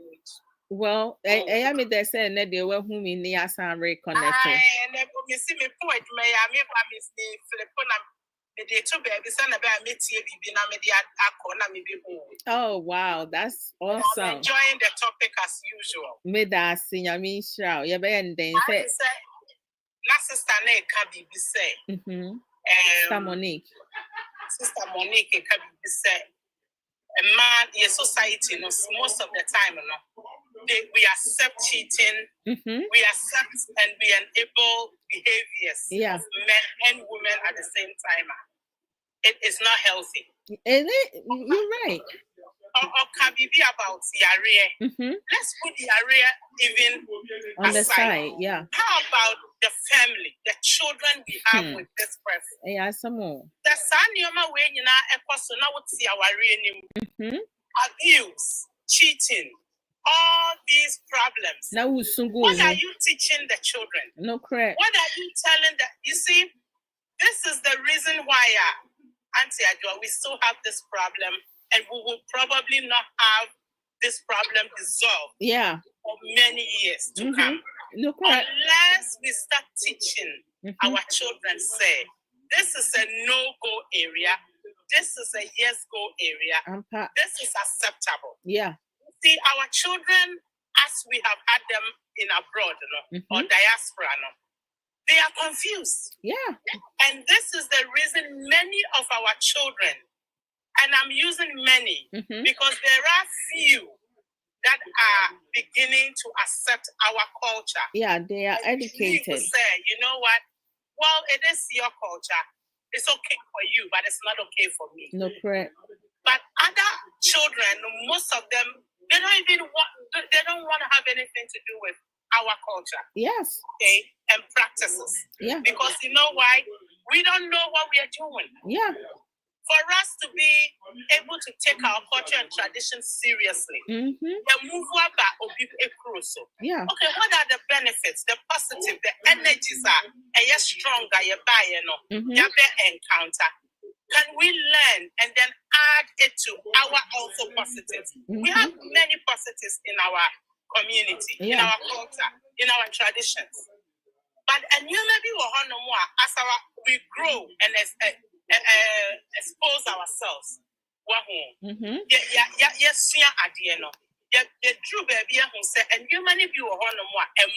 No correct. So how can we take the MYN and replace it with the MYN? Yeah. May come back to assembly about societal pressure. Yeah. The community now about marriage. Just mommy, can you imagine say you may cry no? Obi to me, and you have the guts to say, I did a boyfriend who worry, worry now when we school. Worry now one baby, I mean, do you think that the child that will know or maybe you child and a grown up young adult, but to me a real high school, college, a graduate year, you think she was born here not even for nothing, and she doesn't have any common sense or can critically think and say, hey, I'm ready for marriage? Debbie. And then I was say you push say, I mean, I was so be worried. You know, we have been there before. Yeah. We put it in our head and say, hey, who aren't we say. But Auntie Odo, I'm telling you today, we all learned a lot. Yeah. Now me catch up from experience to say, I will not encourage anyone now, not even my children or anybody close to me who will listen to me. Don't push yourself into marrying early stage in life. Oh, most definitely. It doesn't worth it. Yeah. At the end of the day, the percentage, you will end up being a single person. You will end up divorcing. Yeah. I'm not exaggerating. No, you're not. You're speaking the plain truth. People. Yeah. Okay, because you go in first of all, what graduating? You are, let's say you are a young adult in your early 20s. Yeah. And you said to yourself, say, hey, society, I was me worry. Oh, I was me have me by age of this. You see, reasonably, that's why you think it works. Yeah. But once you get into having a partner and living with someone, it's a different ball game. Yeah. The person is coming from a different background. You are coming from a different background. What experience do you have? Where is your home?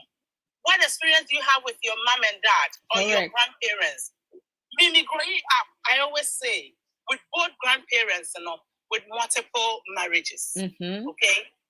And growing up, and you see, it's okay because that was how we grew up. Yeah. Seeing our grandparents having to be the second wives, the third wives, and it was okay because you're able to go to the first wife. Nobody show any anger around it, and it's okay. You all grew up. But we have come to a generation where it's not needed. Yes. However, I always say, I said it on your platform when you were on Facebook. Yeah. I will not say to anybody, oh, you are wrong for being a second or third wife. No, because I came from that area. So it's sensitive for me. I don't talk about it. If it's wrong for you. If it's right for you. Yeah. It's up to you to think about you and say to yourself, say, Gianna me pay. Correct. And to me, I don't want to say, Obi awari mi enu anami and sentino. Any choice. They condemn any choice, okay? Yeah. And my grandparents were that, and that's how I was born. I'm not saying it was right. At that time, to them, it was right. Yeah, some of my uncles, that's what they know. They were married multiple partners. So focusing on what we want and what we want to do to accomplish the next generation. Say, first of all, and when I get married, what are my goals? What is the goal of my partner? We don't talk about these things. Yeah. Yet, we go and then we are expecting too much. And that's where the disappointment comes in. Yeah. All we asking is that, if you want to practice polygamy, like it's part of the culture, that's your choice, right? Yes. But don't come and marry one woman and expect that woman to be receptive to your foolishness, having mistresses and side chick on the side. It's a communication. We don't have to be receptive. You need to communicate to the person and say, hey, my warrior, this generation, maybe free, maybe multiples of marriages. I like it. And I'm marrying you, but I'm going to marry someone else too. In this case, court and okay? Because court system, is not for multiple marriages. And it's up to you two to agree and say, okay, or no, so multiple. I'm expecting the next person also to be married to her onward. So what I say? Yeah. I know you have more choice.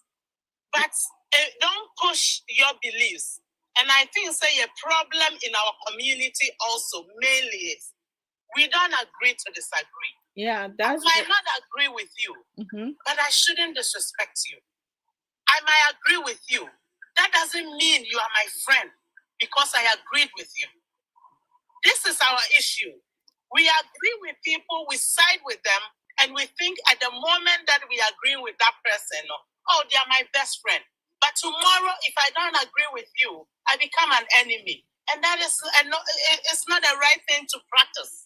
My sister, our community and society, majority of them are more inclined to kissing somebody's backside. Yes. I'm not for that. I don't like, this is where my thinking process is at, right? I'm challenging our Ghanaian men. If you want to have multiple wives and you are capable of doing that now, before you marry to the first person or your first wife, let her know prior to being married to her. Don't tell her after you marry her. Let that woman make the decision if she's okay with you having another wife, right? But most of our men, they complain and say if we speak the truth to the women, nobody will marry us. That's the whole point. Because you know what, me, Adwoa Odo, I will not put myself in a marriage knowing my husband will want to marry a second wife. Because I don't like to share. I'm speaking, my husband don't like to share me with anyone. I don't like to share him with anyone. So if he wants to disrespect me, I'm sorry. I'm not going to be receptive to that. So if you guys, have the capability of sustaining your emotional your emotional sanity, your psychological sanity, you expecting women to be receptive to that. Most of you men abuse. Another problem is the education, the enlightenment, and exposure of women of this age. Yeah. And that is the fear of many of our men. Yeah. Back then, also our great-grandparents and our grandparents were not exposed. Yeah. We did not have the enlightenment that we have today. Yeah. And to talk about, and then also now say some of the women that accept men cheating and say it's okay. Baby. Please. It's financial insecurity. Okay, also. Because if you are working as a woman, if you have something that you valuable, you see yourself as valuable. Even if the man goes out of the house and doesn't come back and you don't care, you see, men wants attention. Sometimes, quite abonti and I say, oh, yeah, baby, who say, when you want to too much, you are asking questions. They feel like, they are very millicent. In that case, they feel say you're fearful, you're afraid that you're going to lose them. But once you ignore them and you make it very clear, say, listen, we are married, but any least mistake, we can separate or go each other's way. I have my job. I am secure woman. They're afraid of you. Okay? Etino yenene says, Siano, ye betray ye who say, Adriana ye beya, ebe my gang and mano. You bet me secure. Before we even get into the word marriage. Adriana ye tray ma. Me de me who say ye no baby ye drew. We have learned a lot. Whether married or not married. What are we teaching the youth coming? The children under us. We need to tell them the truth. We should not be in, you said, what drew age way? Hey, Andrew. Yes, I will worry. What you say? What drew into one war? Obit me catch and basse. One worry, I made two free fear. The person will worry. Obit me cast a man for no more worry. I was also worry. And then another question I also have, Auntie Odo. Maybe you can ask your listeners or your audience. Obitumi kase me worry because me a Christian and I'm a religion based on my religion. Me pesa me yeponi etie nyame. Me pesa me ne be ma ne be dentino. Me pesa me worry. Let me stay away from money. If I just have question we, religion has also been a big issue in our community. And so I a problem. Yensi asie e wo nyame som ho.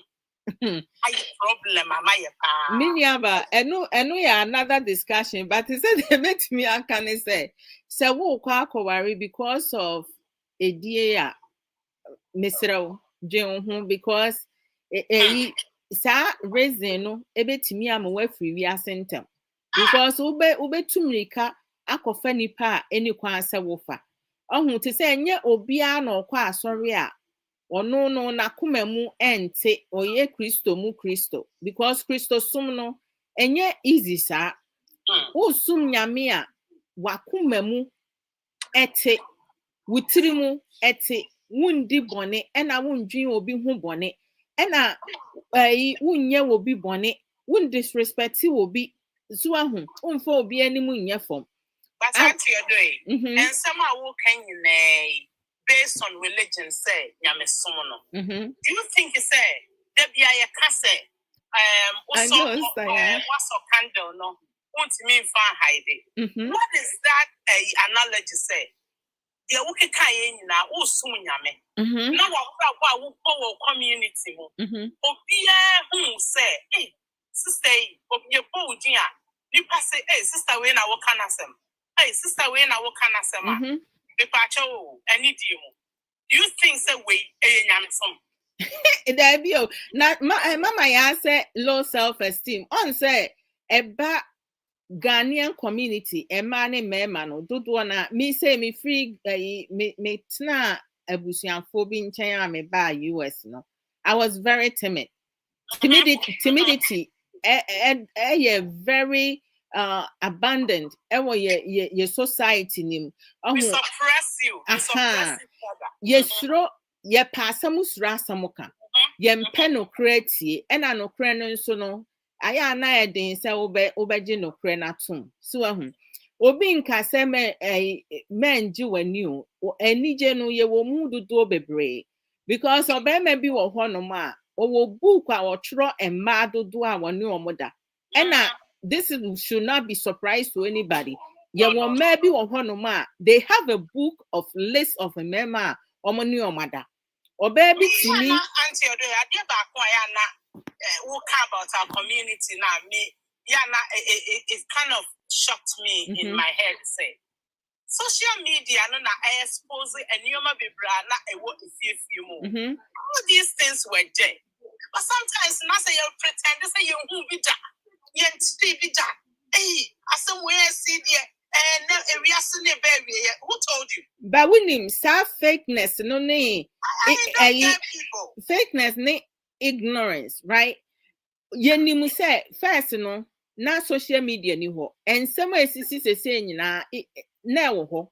It was there. Ain't you know to say? I mean, growing up, no, ye who knew my baby or honoma or quabonti and wo ba corner be not obedient ye the national corner. Of course. So, ain't ye idea? Growing up in yehu ayi ti say enye nne na wo behu se ayi enkwala mienu bi hye abonten kwana bi ye a wohu bi da first no wohu mpanyifo awarefo binom na ayi because of sika na wama ne ho kwan ene obi ada enti say social media no expose ennuoma bebra na etasi enom ne ade. Yes, nipa. But then, no, I say a community no one. And no, I was say you who you say. And you na you free baby back on a bit free will cream most abracheful. Obi on the background that we free our buy. And Obi background, you know, not on your exposed cry to anything. Oh, most definitely. So background, you know. What you exposed to say, well, me, for instance. I grew up in a big compound house. And you know, I was exposed to many things that in a young age, you know. I'm telling you, and my many things, who knew a different marriages, different growing on backgrounds of homes. What you are seeing, and you were exposed to those things. And you maybe your home will be a car. Yeah, now I say, where have you been in life? And I mean to me, judging and say, I was exposed like I am. No. Yeah, Mama ya say, in Sembi or home, yes, it can one tum. William Penny Samododo. Tis like they don't want you to speak the truth. To say, no, yeah, nothing assertive enough, no. Oh, my free and penny for do more wrong than in Kuala. Na some penny for do almost wrong more than Kuala, no more sooner, almost tian Kuala. The bed then I could ye no abenya a nimdiana a yeso wonyano. Ya won't crab a bromu nimyansa same penny for. But ye cry ye free mono, sakura chere penny nyansa. Ye see akura ne ya akura bone or ye penny sem. Because me say me growing up me shano, nam penny sem dear me ye pa, because mano cat we are there na meka. But to say that was suppressed by one of my uncles with a bro flogging. And when a mommy be timid because me mommy and papa now for me from Inquala Brim. Omuba US have for a visit one time. Busama say, no, mammy, seminar almost wine. When you obey me, and I'm missing me, they would not believe me because they'd see me as a different person. I'm saying, hey, what band any ding chess? I will punish one. Yes, that's me. So, and sometimes, I mean, most times, baby, I titi will free, say, why, yesterday, now we now on learning and you maybe to relearn certain better coping skills now. And new bebre decisions bebre I will be making, it will be poorly on you. So you any can see exercising your maybe MY. So also the difference between growing up with the children now totally different. Totally different. You are even given when you say why wrong. When you said your work cannot, you know what you're saying. However, a person will need you why she or he was wrong. Yeah, it's your person. A young comedy. Whereas my chance to say a bedding como. We are right or wrong, you need to be quiet and be where you need to be. You don't explain yourself. Yeah. Now more words be a cycle or Ghana or say do before complain. It's me punish you and sana why explain yourself to say we are wrong, we are right. It's very bad. They are damaging from mommy, you know social media, I know. And a lot of too people harsh. From where they are coming from. Obey before complain, which is foolish. I obey before complain. I was say some people need to seek help, but only who send or seek help because you're a community, no. Your son, my say. So what cause psychological help a year? One but damn. Yes. Which is wrong. You better get counseling. You be adding come on. Mommy, one share ube to me are depressed or ube to me go through a problem be our home. Intentionally, you might not know you are projecting, but you'll be projecting your problems in many ways. It's a work of social media. Yes. To speak the truth, It's not saying most of us don't want to hear the truth. Majority of most people on social media are projecting their own issues on other people. They presume that how other people are is the same as them. And when they realize that this person is totally different from them now, they start attacking that person or like trying to defame the person. Me, I say this most of the time. I move individually and I associate myself with people with emotional intelligence and wisdom. I don't associate with myself with just anybody, right? Because I know myself. I cannot follow fools because if I follow fools, I'll become a fool myself. There are some behaviors that we are not born with it, but some Ghanaians believe that people are born with it. No, a couple of the things that nobody is born with it, but it's behavior learned, is stupidity. Why are you laughing? You didn't even let me get to the second one.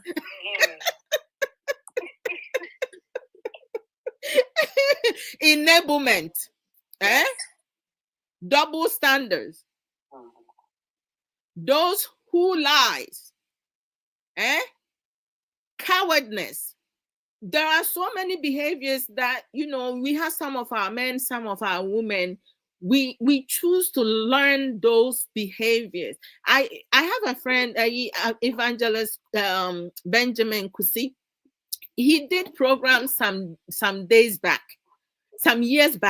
and he says, when you go to Ghana and someone comes over there to give wisdom for free, nobody will go and get and take it. However, if you selling foolishness, people will go and buy foolishness. You see, this is a place that we come from. And it's like our men needs to understand, say, it's about time they need to educate each other. We have noble Ghanaian men, and I respect them. I salute them. We have virtuous women, including myself and you guys. And I salute us. But don't project your bad past experiences on every Ghanaian woman. It's not about that. That means you did not do your homework. You don't want to work on yourself and stuff like that. I'm not inclined to be receptive to getting married to multiple because some of us women, we choosing not to cheat on our husband because we value ourselves, we respect ourselves, not because we can't do it. If we choose to do it, we'll do it, but we refuse to do it because you know what, we are virtuous. But don't try to impose your man wholeness on me. You see what I'm saying? Sister Monique, I see that you climb back up. What's going on? Sister Adwoa, I just wanted to come and clarify something. Mm-hmm. You see, the culture that we have in Africa is a culture that silences the voices of children. Yeah, which is bad. That is why, let me come to Ghana. We have a saying, a child is meant to be seen and not heard. Mm-hmm.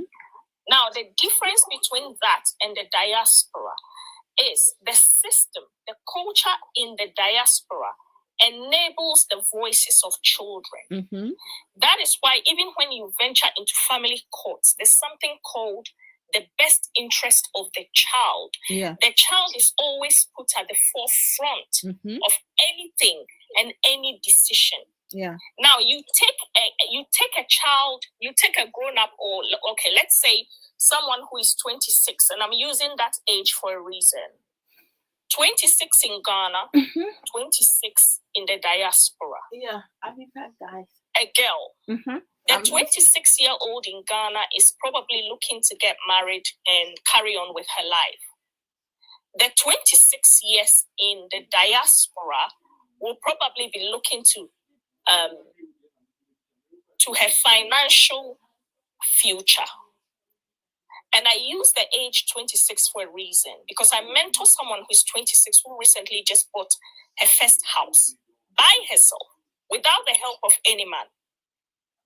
And so you see the differences. Correct. A child who is, someone who is 19 years in Ghana or Africa cannot be the same mental standard of someone who is 19 years in the diaspora.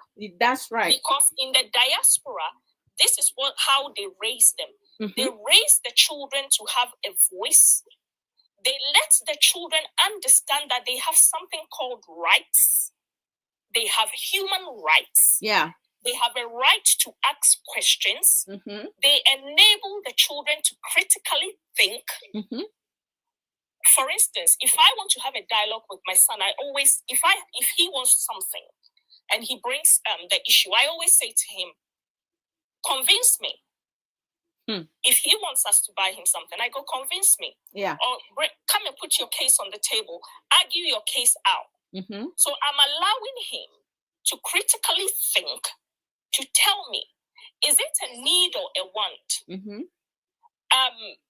What is he going to use it for? Why does he feel he needs it? Yeah. And what are the repercussions financially on that thing that he wants? And he argues and he tells me all this and prepares his case. And then I will consider.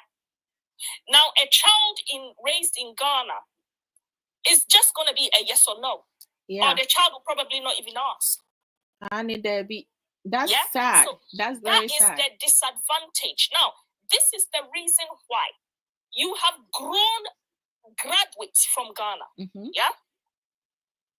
Will come here. And they struggle in tertiary institutions. And some of them have 2 or 3 degrees. Not because they are unintelligent. Yeah. But it is the system and the culture and how they are conditioned to think. Yeah. I'll give you an example. Wrong. There was a graduate on a platform who said something one time, and it's clearly affirmed this.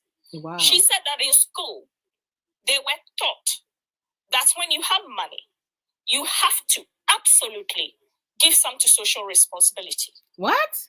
No. Yeah. And that, and then the host was trying to have a debate with her to say, it is the choice of the person if they want to do it. Yeah. But then she went back and she said, no, that is what we were taught. You have to. And then I said, I had a conversation with the host after, and I said, she is thinking like that because in Ghana, they are taught not to critically think. Yeah. So when they give them the information, they carry the information to say, this is how they are taught to actually act on the information literally, okay? Yeah. Whereas here, in tertiary institutions, you are given the information and the lecturer is asking you, are you for or against that information? Mm-hmm. Go and do your research and come and either agree or counter the information, but you have to back it up. With evidence. With evidence. And so therefore, if that same person was taught that same subject here, and they were told, okay, you have to give some of your money to social, because of social responsibility. Yeah. When they come out, they will apply that critically to say, do I actually want to do that in the same way? Mm-hmm. Or do I want to do it in a different way? Or do I actually not want to do that at all? But in Ghana or in Africa, I don't know how some of the education systems are, they are not giving that right. It's a conditioning. Which is wrong. And that is what affects, and it affects us to all the choices that they make. Now, Sister Monique, 1 minute. Can I say something so you continue?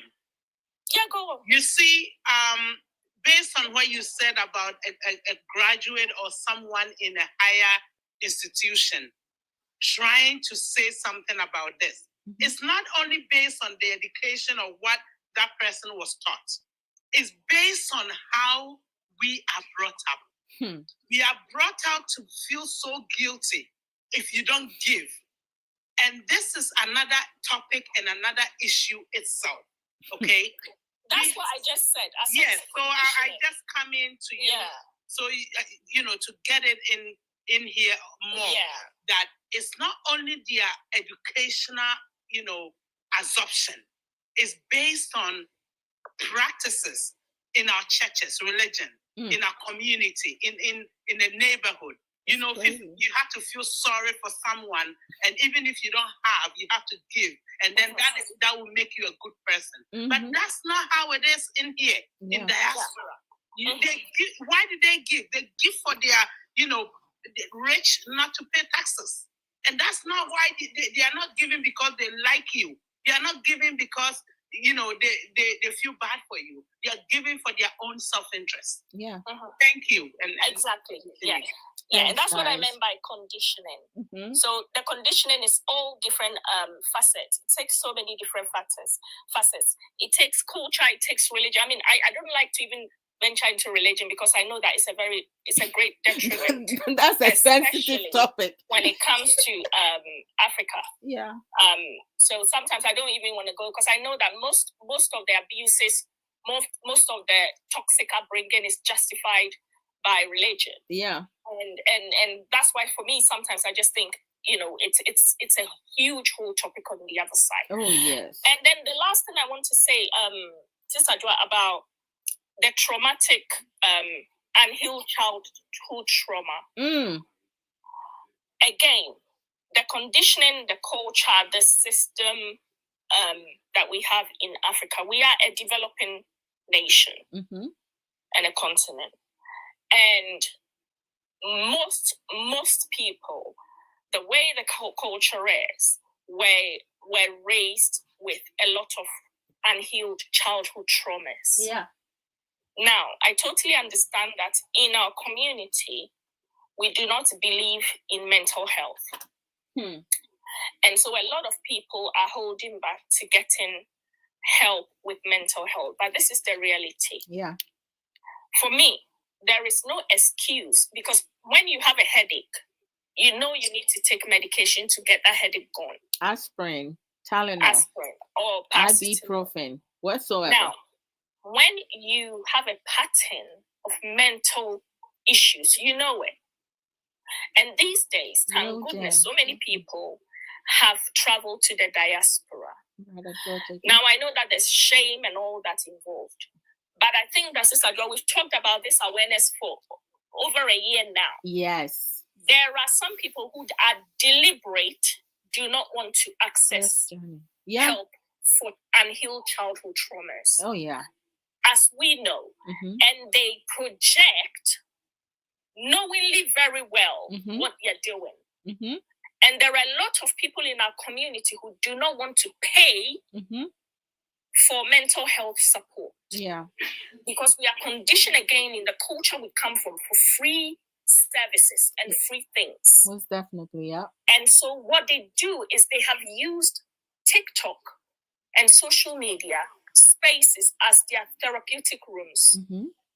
And so they come on and they project and they throw these unhealed traumas all over the place, expecting that people should condone and massage these behaviors. Yeah. And that is where I choose a different route to that. Most definitely. Because why should I condone your nonsense just because you went through abuse and you have not dealt with it? Yeah. Or are refusing to deal with it when I've done the work. Yeah. And that is the problem. As a lot of adults, and it's very prevalent amongst females in the African community. And that's why you find a group of them gather and they bully themselves. They choose someone, they bully the person. They do all sorts of things. You see, nobody can do the work for you. And it starts with making a choice and acknowledging that you have a problem. As a female in our community, I see some of them, you hop from platform to platform. And every single issue that is going to die, your name is popping up. People are talking about how you gossip here, you're in this one's DM and these pathological lies. And if you cannot take responsibility for yourself, that is actually not normal. And this is an issue that I need to seek help. Then I would say to myself, I would not be tolerating you around me. Because when you've done the work and you are on, and healing is a journey, you don't want to be dealing with this toxicity all over the place. And so what do? You have to put boundaries in place to protect yourself. And that is the excuse. A lot of the people in our community, grown-up adults, who have mental issues, this is what they do. They do not take the responsibility and accountability of accepting that they have a problem, they have unhealed childhood traumas, and they need to access help and support for it, even when they live in the diaspora where help is readily available. Because, Sister Adwoa, let's think about it. If you go and you speak to your doctor and you get referred to see a psychologist, who is going to know? Who is going to know? No one is going to know. And so, for me, when it comes to the excuses about sometimes they not knowing, I would say that most of them know. Most of them know. Maybe they choose not to, up to whatever their reasons are, is totally up to them. It's a choice. But then if you choose not to, or you are not doing anything about that pattern or that behavior, then don't expect people to also be okay with it.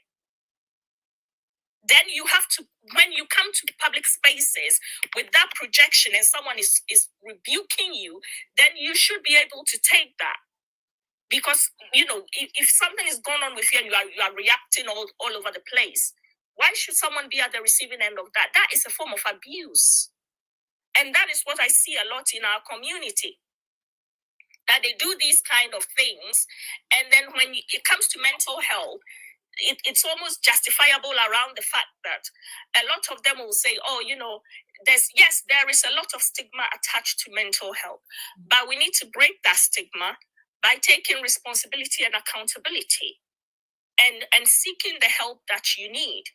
And it's when you're seeking help for your own private issues, your medical issues, you don't need to come and stand on social media and tell the whole world, I've got a headache, so I need paracetamol. No. That's a conversation you have with your doctor. Same way if you are seeking therapy, that's a conversation you have privately with your doctors. And so for me, what I normally push for awareness around mental health is the first step is taking responsibility for your behavior and accountability and seeking the help for it. And understanding that there are certain mental health support that you have to pay for. Yeah. It's not free. Some people have been through serious trauma that you need to pay specific specialist support for so that you can, deal with it. But yeah, you see, as a community, the conditioning is deep when it comes to the institution of marriage. And like I said, it's one of the reasons why I did a whole dissertation on what marriage was, because for me, it was so overrated. And the simple result of that is this. Marriage is an ever-changing institution. It's never been static. That's true. The problem with the African community is they've held on to a certain year of marriage and they want to make it static. But marriage is ever evolving and is ever changing. And the beginning of marriage, the history, and I always talk about the system of coverture, where women would marry men and they would lose their identities to men. Which should never be. That is the system of marriage that the African community is still holding on. That was in the 1800s. Marriage evolved, it became a human right. Now same-sex marriages have come on. Now marriage is evolving to the point where they are talking about cohabiting couples. And the African community is still holding on to the days of coverture. And that's why you hear the conversations about them going on about the cheating is a foolish woman who would leave her home and a woman has to submit. That was all in the era of coverture, where a woman would marry and she would lose her entire identity to a man and would not even exist.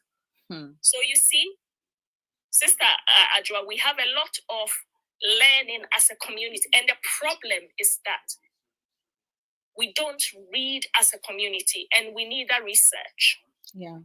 And so we pick stuff around. And the scary thing these days is most of these red pill platforms, where are they getting their knowledge from? It's from Google. Not even from Google Scholar, it's from Google.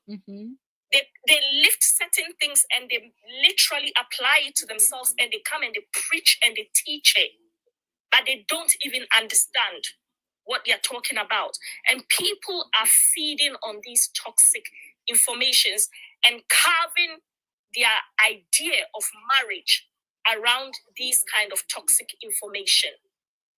Most definitely. I mean, go ahead. There's a lot of learning. There is a lot of learning. But one of the things that I wanted to clear is that the conditioning of the African community, the toxic conditioning, the justification of certain toxic practices using culture and religion to justify abuse and this toxic mindset is the reason why we are where we are at. And until we lift ourselves and start opening our minds and understanding that there's a different way to all this, it will continue to happen. That's why you have grown women. I heard something on TikTok where a woman was telling her son that, listen, you need to find a girl and just give birth, What? That's wrong. Yeah. It's wrong. A sound that people are using. And someone said that. You need to find any girl and just have a child, yeah? And I'm thinking, that girl is a human being with blood running through her veins. And she's not a baby-making factory. But this is typical advice, It's a sick, toxic, stuff. To me, the African culture needs to understand that there's something called evolution. We cannot still be practicing the culture of the 1900s and the 1910s in 2025. And I think it's the responsibility of all religious leaders, kings and chiefs in our society to understand and evolve the cultures. Because if it doesn't, like I said, we are still practicing the marriage system of the 18 and 1900s in 2025. That is why we are still talking about women have to submit and then the woman is underneath a man and all that. That was the system then. It's already evolved. When you come to the diaspora, the whites, they have evolved from there a long time ago. That's why you never find a white platform, them sitting on there and having gender wars about a woman submitting and all that nonsense. They don't. Because they've moved on. So they see us and they hear these gender wars and they look at us like, no wonder you're coming from developing nations. It's not just the nations that are developing. Their brains are also underdeveloped. I mean, a lot of people look down at Abby before Africans. It's not based on behavior we display on social media and stuff. Most of us don't even know how to debate, right? When someone is discussing something that you don't agree or do not have clear understanding, for me, I'm used to asking questions to have better understanding the aspect of the person is coming from. But most people don't have that. And some people will get into insult, disrespect, and instead of asking questions to understand why is this person talking from this way, right? Instead of just judging or assuming. The more questions we ask, the better understanding that both genders we will have. We have a habit of most Ghanaian, and I'm saying Ghanaian because I'm a Ghanaian, right? I'm not gonna African people. You have around the world, right? You have there is gender issues because a lot of men look down on women. A lot of men sees women as sex object, but we more than that, right? And most times when you're trying to address this underlying issues for people to understand, okay, why don't we change the narrative? Why don't we break the cycle? Let's do it in a different form, because this has been happening decades and decades and nothing is changing. We have some countries, they refuse to have a female as a leader. They don't want to be receptive to that. So they will pick and choose someone who is incompetent to be their leader because they don't want to have a female. They don't want a female to lead them. When you think about our Ghanaian, history, right? Ghana history. We have Yasantua. What did Yasantua do? There were thousands of men present, but who had the boldness to stand up for our people? It was a female. Do they teach that in schools to have the new generation understand what transpired?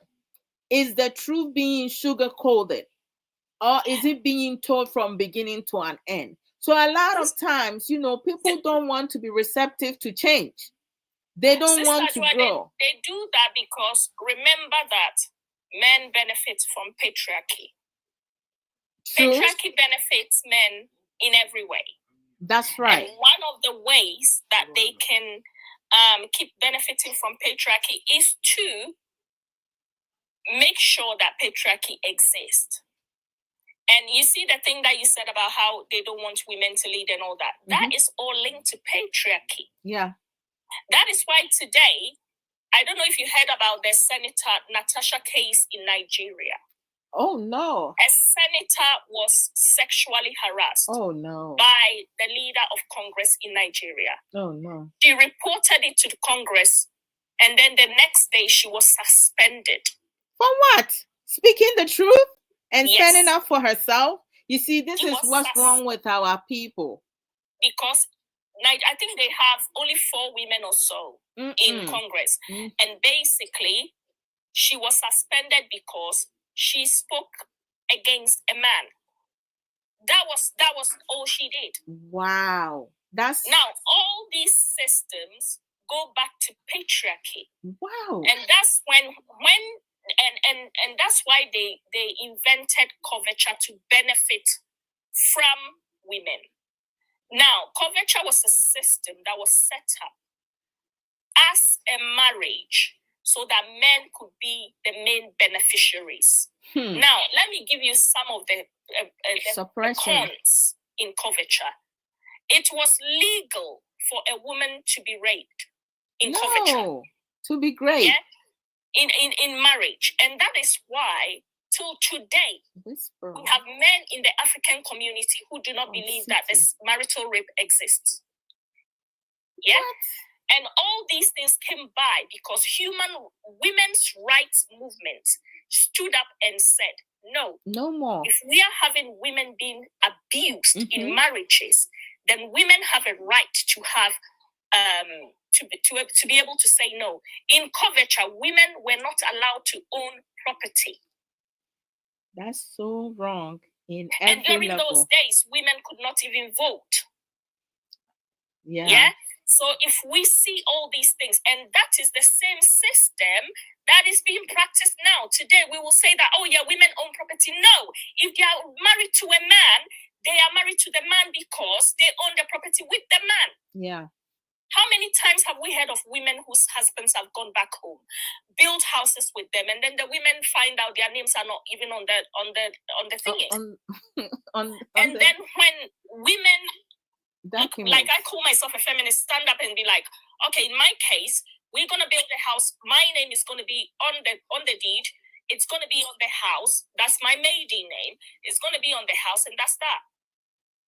Or if a woman like me stands up and says, I'm not changing my name to my husband's name, and people will I want to keep my last name. That's very disrespectful. But that is based in coverture because the woman had to lose her identity. Yeah. She had to take the identity of the man. But a lot of people have not done the research. And so the issue that we are having, the African communities practicing marriage that was based in the 18 and 1900s. Today. That's right. Our white colleagues in the diaspora have moved on. They are practicing the kind of marriage in 20th century. Most definitely. So that is why when a black man from Africa marries a white woman, you see him pushing the pushchair outside. When a black man marries a white woman in the diaspora, you see him paying all the bills because that woman has moved to the 20th century. And so the man has to conform. Yeah. That is why a lot of the times you hear black women or African women saying, when they marry the white women, they are different because the women have fought for their rights and they are not going to conform to those old ways that we, the African women, are enabling the men to still practice with us. That is why a black man, African man, will live in the same house with a white woman and go to the kitchen whilst the white woman is sitting in the sofa with her legs raised up, and he will cook. Even after he's just come back from work. Yeah. And that is not seen as her being insubordinate, but it is seen as him being a partner to his fullest potential, because that woman may be tired or maybe not feeling under the weather, or she's not in the mood. But if that woman was a black woman, in her mind, she's conditioned to practice coverture. So even when she's come from work or she's under the weather and the man is she has to drag herself, go stand in that kitchen. So you see where it is. We can never compare to them. And that's why I always say that if you want to move forward, I call myself a westernized woman.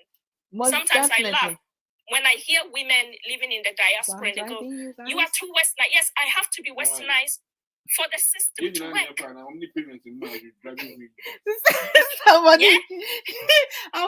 for those who are wondering, very married to a high value man. Most definitely. I wasn't laughing at what you said. My husband. I know, I heard it. We need to go to a place. We cannot. You see, these conversations, we've had them over and over, and I've heard us have it over and over. Yeah. But that's the difference. The African community is practicing marriage that was based in the 1900s. Oh, Lord Jesus. That's the It's very covenant true. system. A woman must obey her husband. A woman must lose her identity. And so by force, your name needs to go. You need to take your husband's name. And then when I see them with MRS, I laugh. You have no idea. Go do your research. It's your choice. If you want to do that, that's up to you. Yeah. A woman could not own property. It was legal for a woman to be raped. It was illegal for a woman to bring a case by herself into the courts. But today, women are running businesses. Women are building their own empires. Yeah. Women are married, but they have their own identities. Yeah, and those are the women who are practicing marriage in the 21st century. The rest of us, the rest of the Africans who are talking about submission, the red platforms, they are still practicing coverture, which is a direct beneficiary of patriarchy. So they're going backwards, right? So they are living in here.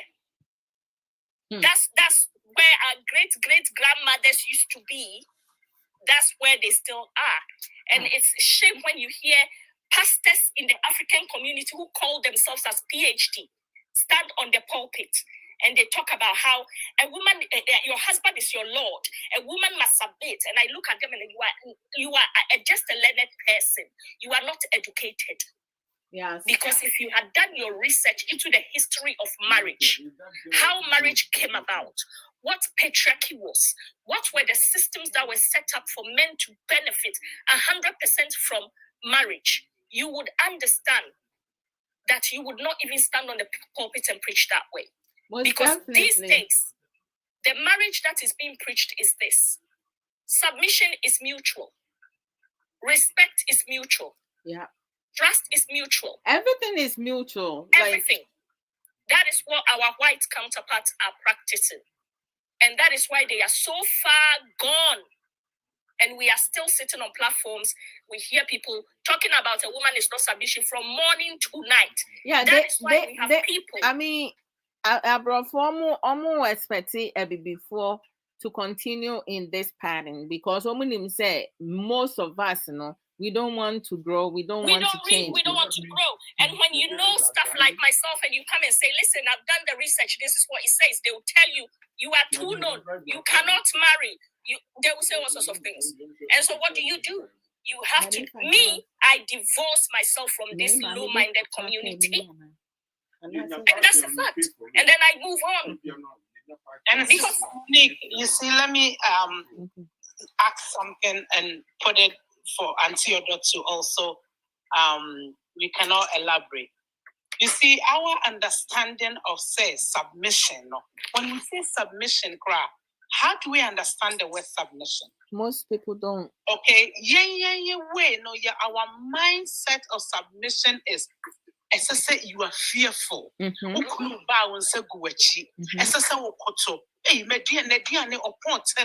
So I have to be cooking by 9 o'clock.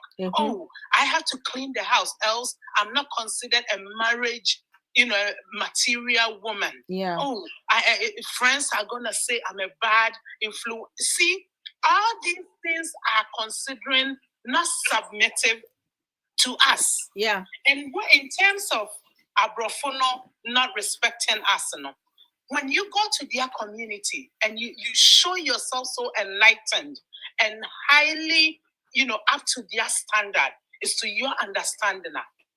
Honestly, they don't even like it. Yeah. They don't like it because you know what? They want you to be the African that they have heard. Yeah. They want you to be the African that they see or assuming. And, I'm putting it out there, in terms of what you're saying.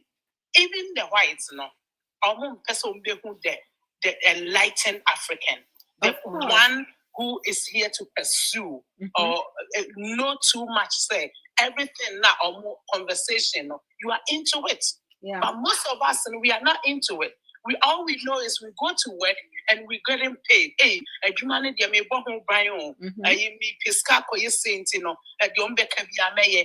they don't question. They don't have their rights in their workplaces. And Tina, thank you for letting me chip in. Thank you guys. And Sister Monique, I need you to wrap up for me, land for me, and then I have Sister Ali also land for me, and then I will also land because I have some today. I came early, as I said. I wasn't even going to be on this long, but because I have my two sisters joining me, the conversation is just fire. yeah. Sister Adwoa, it was lovely. I just wanted to really come up and clarify that. I think it's great, but I just want to end that. Marriage is a mutual. It's a choice, and it's mutual understanding. Yeah, and it's got to be practiced mutually. It cannot be one-sided. And until we understand that marriage is an evolving institution and not a static institution, we will continue to have these issues with marriage. And I always say that to experience the true essence of marriage, you have got to be flexible with the institution marriage. That's right. Because even when you got married at the beginning, your body or who you are as a person, 5, 6, 7 years after will never be the same. Yeah. And so it is an evolving institution. But as an African community, we want to hold it as a static institution. Yeah. And that is where the conflict is. Yeah. But you know what? I always believe that you have to make your choice that suits you as a person. Yeah. And always choose what brings you peace. And so if you choose to be in the practice, the era of coverture, then you have to be ready to deal with the consequences of that. However, I think that if it's an evolving institution, then you ought to understand that even growth has to be evolving, and so you can't be stuck in that era and still expect to benefit and enjoy the full essence of marriage in 2025. Correct. Thank you so much, Sister Adwoa. Thank you. This is beautiful. I appreciate your submission. Thank you for your time. All right. Have a blessed week. Sis. Sister Adwoa, thank you. Mr. Suman Plane said I was going to see you and get involved and talk this morning. Okay. It was a nice time meeting again. Yes. And now who say what TikTok now? My follow. My follow back, but you said give me be talking. Yeah, give me your conversation. Is going to be ongoing. I'm telling you. We all have choices. Yes. And I think one thing now, your community, yeah. Our choices need to be respected. Yes. The Mimi make a choice said please respect my A choice. Yeah. And your choice as a B, I will respect it. We can agree to disagree. We cannot all agree as a people. Say, Obia or background or free or back. Yeah. Yeah, and means you wait 20 years ago, or probably 30 years ago, Sister Adwoa, imagine the things that we used to believe. Oh, Lord and Jesus. Accepted as women. I don't even want to go back. I don't even want to go back. But then, I don't believe that anymore. Yeah. But then I respect people that believe it. It's up to them. But and you say, you insist on people, you push our beliefs on people. Say, oh, say na eti also was chinchina. Gradually, people will learn. Yeah. Our job is to continue educating people and showing the right way, if I may say a right way. Correct. And gradually, people will come into. But maybe the most important to me is say we need to start from our homes. Yeah. Okay. We can preach all that we are preaching, but we cannot pretend. Say you fear any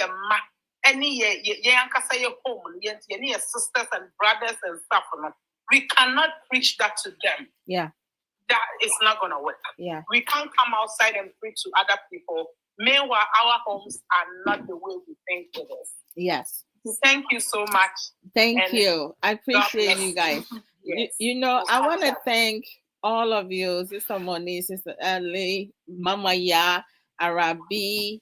If I have to mention names, I will forget. I may not mention some of you, right? So I'm just going to thank each and every one of you for your likes. Nobody helped me achieve my goal today, giving me the goal, but that's okay. But the one thing that I would like to say when it comes to submission, because it said we each have different understanding of it. When you go to the dictionary, the definition varies, right?